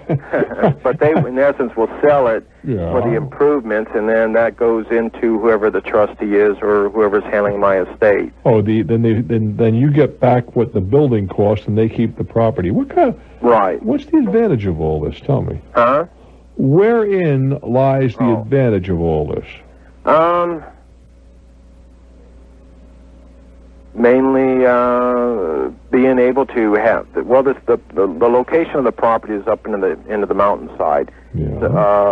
So it helps me to get to be able to have a place up into the mountains, out in the forestry type area, and. Well, what would it cost to buy a lot up there? To buy a lot? Yeah. I don't know, probably maybe $1,500 or $2,000, I guess. Well, then why would you want to lease one from these guys? Well, then I won't be having to pay real estate taxes on it. Oh, you talk about nickels and pennies. If a lot's only worth $1,500, how much can the taxes be? That I don't know. I didn't look. Well, I can't imagine very much. Okay, my question is, if I'm thinking on building the home on this, because naturally the bank ain't going to loan me the money against it. I wouldn't. Yeah, go ahead. Okay, so I'm thinking of either going one of three routes. One is either to pay on the production of the home as it is being built as we go along in stages, or putting my money up for collateral in the bank and borrowing the money against it so I can pay it up pretty much in a lump sum to get the whole house built ASAP. Or to borrow the money against the cash advances on credit cards. Oh, wait a minute. Yeah, this sounds like a real screwball idea. Okay. You want to build a house. Mm-hmm. Why not just have a house built and take a regular conventional mortgage out? Why go through this credit card routine and all these draws and so forth? And you haven't persuaded me that there's any merit in building on their property. Mm-hmm. What for? Is this a non-profit group? Right. I mean, what's the advantage? Well, originally my thought of the advantage of it was for being able to get away from having to pay any kind of real estate tax. But real estate tax, first of all, I don't know how you do that. Mm-hmm. Somebody's got to pay the real estate tax. Well, accordingly, I guess during the Spanish-American War, the governor of that state donated a certain part of part of land up there in the mountainside or the hillsides to the Spanish-American war veterans, and when they came back, they would have a place that they could build and be able to live. And down through the years, eventually the board has voted and opened the colony open. Okay, well, any war veterans. there may be some merit to that. You haven't persuaded me, I will tell you. Particularly when you're telling me property is so dirt cheap, you can buy a lot for $1,500. Now, there may be more to this than you're telling me, or more than you know. But there's nothing. I see nothing very attractive in this. The way you describe it to me. I would be much more comfortable just doing the conventional thing, buying a lot, building a house, or buying an existing house. Good luck, my friend. I do wish you well. That telephone number 800-743-8000, 800-743-8000. I'm Bruce Williams. Washington, D.C. Hello there. Hi, Bruce. How are you? Good, thank you. Good. The question I have is as follows. My partner and I both have full-time jobs, and we also have a business on the side that's incorporated as an S corporation. What kind of business? Music production and record producing, songwriting. Mm-hmm. And, excuse me, we've decided to go the S corporation route in order to be able to take advantage of tax deductions against our regular income, but yet also be able to shield ourselves against liability against our personal assets. Well, that doesn't necessarily accomplish that. Okay, that's what I wanted to ask her. Exactly how much liability are we shielded from? None at all. Nobody can answer that question. It's not an absolute shield. On the other hand, there is what the corporate veil certainly exists, but the problem with that scenario is you guys are doing everything yourselves. Right? Oh, yes. Well, then, so I'd come after you. I'd come after the company, but I might very well come after you individually as well. Okay, so if as an employee of the company.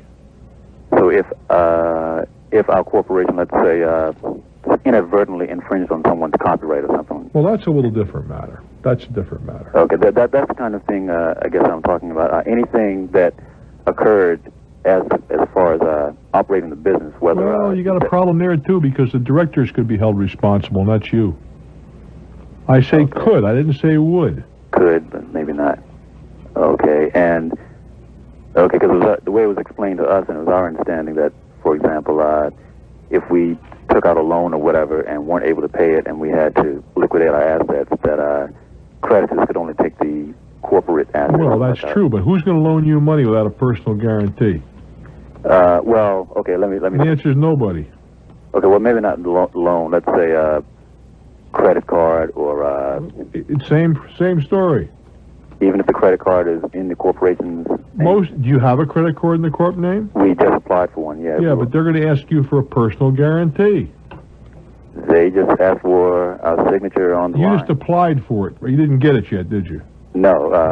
The way it was presented was that they, I guess, looked at our credit history. We have American Express corporate cards that we always pay on time. But the point is, did you sign a personal guarantee when you got that?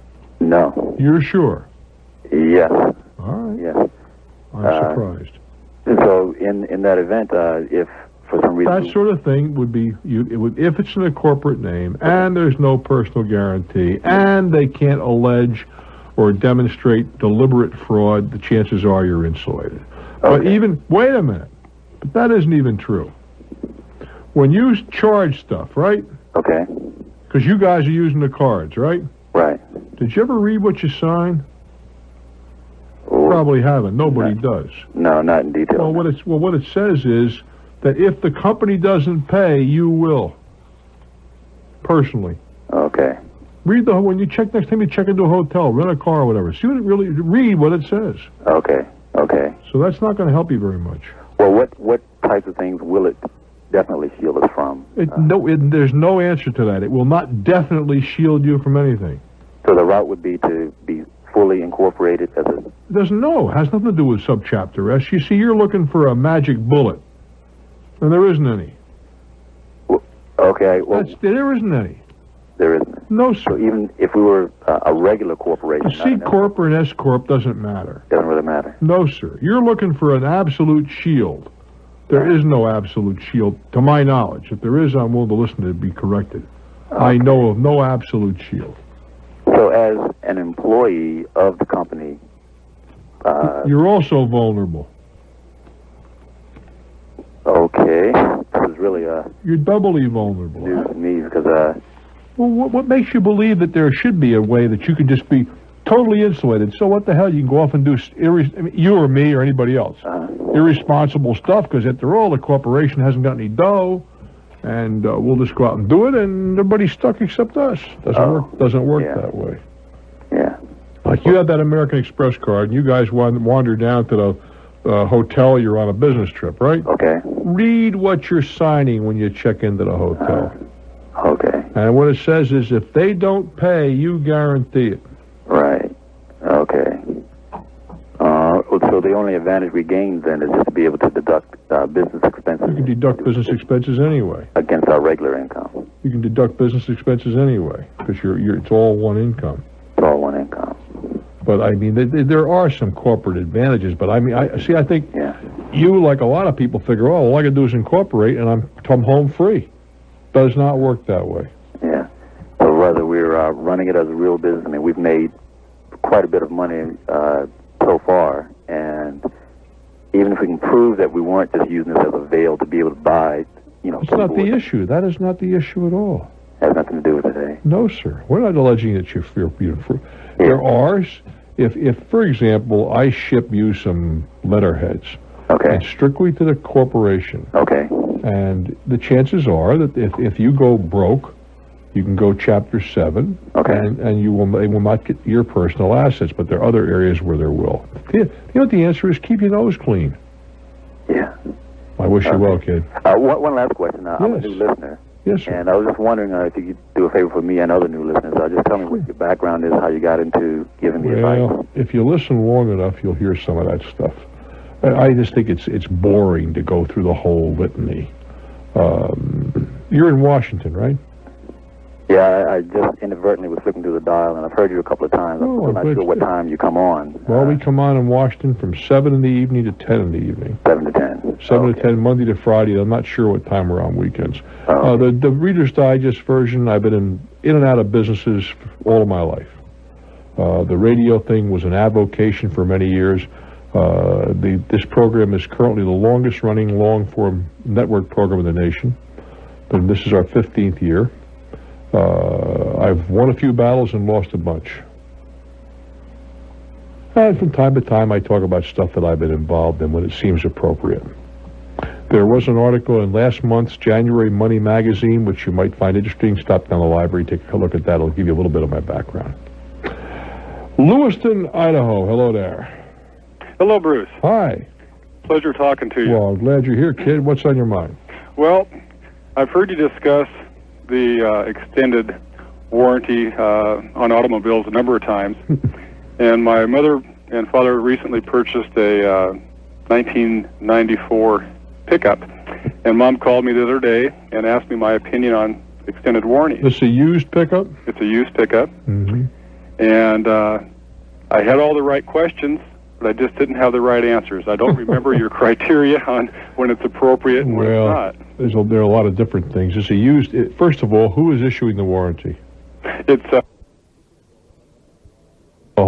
Push the button on that Washington, please. Down the drain. You're talking about a private company, right? Correct. I wouldn't buy it. Okay. Well, they purchased it from a Chevrolet dealership. That doesn't matter. I would not buy a warranty from a private company. Yeah, I know. Other than a company that has other for example, we did some commercials some years ago, and I did them without any problem for a warranty automobile, but it was issued by a major American insurance company, one that operates in about 47, 46 states, and you'd recognize the name. Mm-hmm. And they have assets like crazy. I have no problem with that, you see. But I would not want to buy from some private company with scant assets because they have a nasty habit of going broke with your money. Oftentimes their warranties are very, very generous, which is all very well, except for one minor problem. They generally run out of money. Whether they're good bankruptcies or not is another question. I'd stay away from those. I do wish you well. I'm Bruce Williams. Auburn, Alabama. Hello there. Hello. How we doing, Tiger? Good. How about yourself? Good. This is my big break, showbiz break, I guess. Okay, what's on your mind?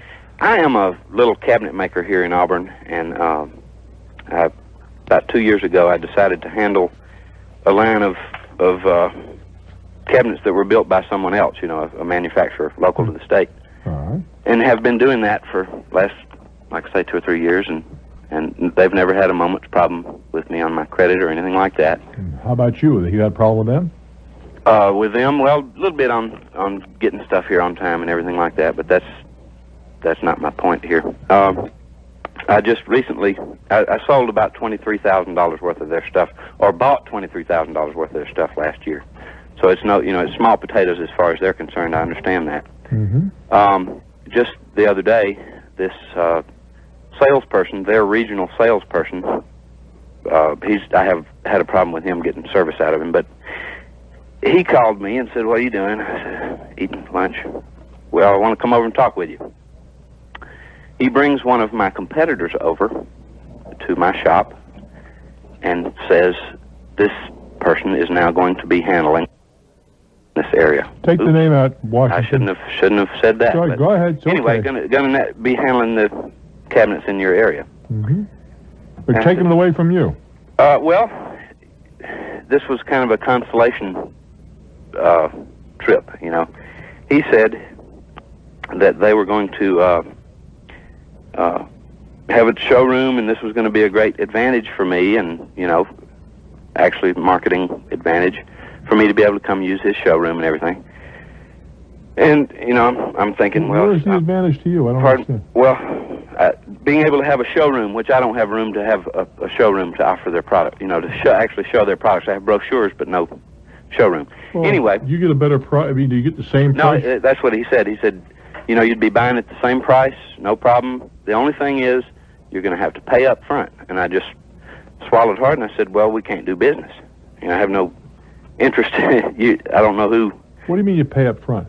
I would pay him up front for any cabinets that I ordered, which has not been the case so far. But I've got a 30-day, running account with him. Whenever I place an order, I have 30 days to pay for it. Right. And so my question for you, I guess, is, and he kind of backtracked on that. He, if I had to work it out with them, I probably could get you the credit, but it would be an additional, maybe, 1/10 of a point on your multiplier or whatever.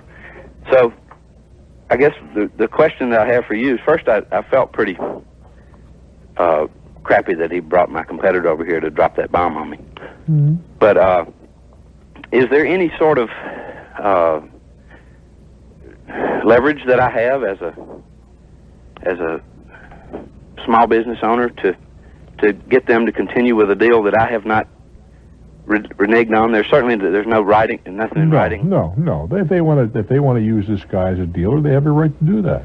Do they have the right to edge me out? Well, they're not edging you out.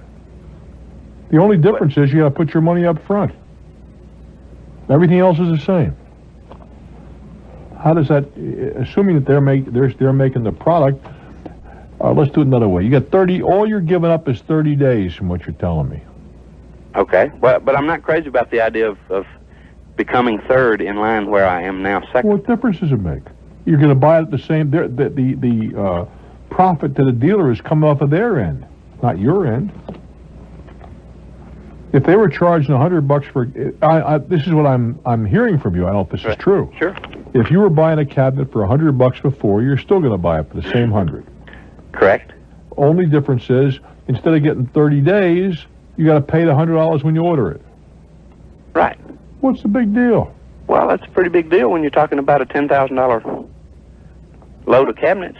Well, let's talk about that. $10,000 for 30 days, right? Right. If you were paying 12% for the money, which would be a lot more than you should have to pay in today's world. Right. Right? That would be, at 12% would be $1,200 a year. It's a $100 bill. Right. Well, $100 is $100 going to make the deal on a $10,000 deal? Well, no. Well, that's what we're talking about. $100. Right. In interest. Well, my deal is that I just have no interest in becoming third in line, and maybe what difference does it make? The third in line is not. You're paying $100 before, you paid $100 now. I don't care if you're 10th in line. What's changed? Well, I guess nothing has. That's exactly right. Nothing has changed except on 10 grand. And you told me you only did 24 all year. Right. That's $2,000 average a month. Right. Right? Which is 200 divided by 12, which is what? Round numbers, $17 a month? Right. Is that going to break you? Hardly. Well, hardly. No, I just don't appreciate this having this bomb dropped on me. And Well, what's not a bomb? They have different. They figure they get a better way to do business from their point of view. The other guy can generate a lot more business. Now, why is that a bomb? You said to yourself you only generated $24,000 last year. Right. And they're going to put a showroom in. They'll probably do a lot more business, but they're not saying they won't sell to you. Right. Well, I got 6 golf balls out of the deal. I wouldn't. What I'm trying to get is to. I don't think I don't want you to go off half cocked and blow away a deal, and then you're going to sit down and say, "Gee, I blew it away for peanuts." Yeah, well, that's why I called to get your opinion. Well, my opinion is I don't know if I'd like it or not, but that's the way life is. Right. And it's not going to cost you any more money not enough to get excited about. Right. But they are not at all obligated to continue to do business. No, they are absolutely. Are you obligated to continue to do business with them? Certainly not. Oh, thank you very much. That cuts both ways, doesn't it? I guess. I do wish you well. Pittsburgh, Pennsylvania. Hello there. Hello there, Bruce. Enjoy your show. Well, thank you, ma'am. On KQV. KQV, exactly. What's on your mind? Well, I'm 65-year-old widow, and I don't have any life insurance. And I'm wondering if I should buy some life insurance instead of investing the money. Right now, I have some mutual funds and some... All right, let's talk about you a little bit. You said you're a widow. I take it your children are all off and running and that sort of thing, yes. right? Mm-hmm. Okay, yes. And are you on Social Security? Yes. Mm-hmm. All right. And do you have a pension of any kind? Yes, I do. Okay. Mm-hmm. Now, what kind of money do you have in your... If you, as the insurance men would say, God forbid, left this mortal coil in the next 10 minutes, what would you leave behind? How much? In the area of under 20,000. Under 20? Mm-hmm. Okay. Counting all the things I have. Oh, dear.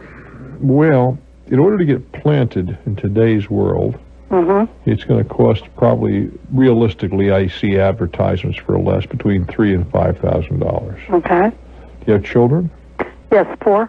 Okay. How are they doing? They're doing okay. Sometimes they have a little ups and downs, but the same as I did when I was younger. All right. What I'm trying to get to is, unless something catastrophic happens, your assets are sufficient to handle things. And I don't see any reason to go out and spend... How much is your income? How much is your combined Social Security and pension right now? Around $13,000 a year. No, I don't see you going out and buying any. I don't think you ought to be buying any insurance. So just go on what I have. Go on with your live a long life and enjoy yourself. Yeah. How about an umbrella policy? What does that mean? That's another matter. Do you have a car? Yes, I do. And do you own your own home? Yes, I do. Okay. Well, an umbrella policy covers the excess if you get involved in a bad accident. Okay. And that would be about $100 a year in your case, maybe $125, and I think that might be worthwhile. And how much will that cover? I mean, an extra $1 million. Oh, well, it's worth it.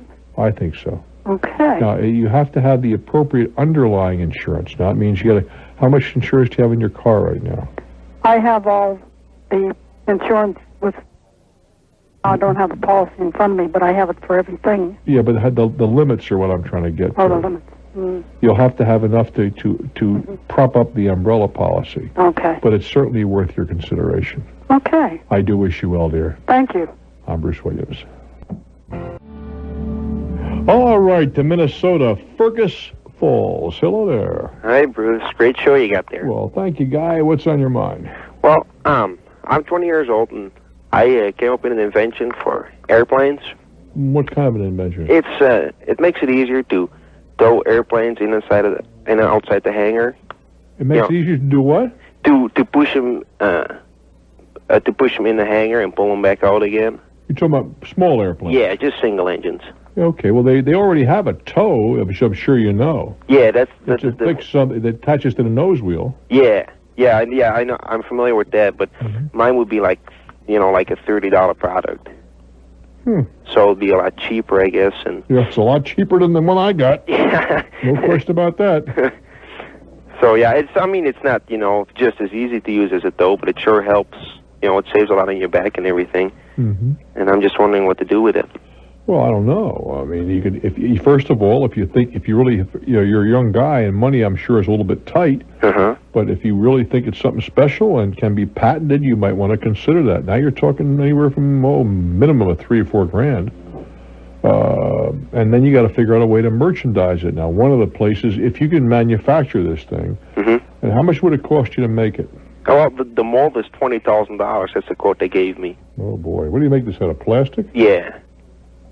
Well, the point is that there's outfits like Sporties. You're familiar with their catalog, are you Sure. not? Yeah. Those are the places something like that might sell. Okay. And ads in magazines, general aviation magazines, trader plane, things like that. But it's not an easy undertaking, and I have to believe it's going to cost a lot more than you believe. You got to sell. Yeah, it's not to sell to everybody because not everybody has an airplane. Yeah. And furthermore, an awful lot of guys already have the tow in the airplane. Came with a plane. Yeah, I know what you mean. Yeah. So, would it be smart of me just to try to sell the ID too? Well, the problem is you have nothing to sell. Yeah. Unless it's patented and protected. Okay, so and we don't even know if it can be protected. So at least a preliminary might be to your advantage. A preliminary. They'll go out and do a patent search to see if there's something like it, making the assumption that a decent patent attorney figures that this is patentable at all. Okay. It's not an easy road. Okay. I do wish you well, my friend. Are you a pilot? What'd you say? Are you a pilot? Yeah, I sure am. How did you happen to get into aviation so young? Well, I'm originally from Holland, and I came over to the United States to learn how to fly. So, and I just. What are you driving? What am I driving? What are you flying?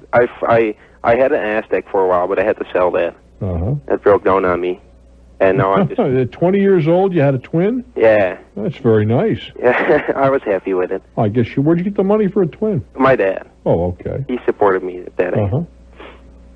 So now I'm flying a 210. So. That's a Centurion. Yeah. Yeah. Great airplane. Do you own a Centurion? No, I'm renting one right now. And that's a neat little airplane. My plane has the same wing as a Centurion, but it's a little smaller. I have a Cardinal. Yeah, I got some time in the Cardinal. It's a nice little airplane. Yeah, it sure is. I do wish you well, young fella. Let's take a little time out. I'm Bruce Williams. Our telephone number from anywhere in North America, 800-743-8000, 800-743-8000. All righty, to Motortown or Motown, Detroit, Michigan. Hello. Hi there, Bruce. Hello, sweetheart. How are you?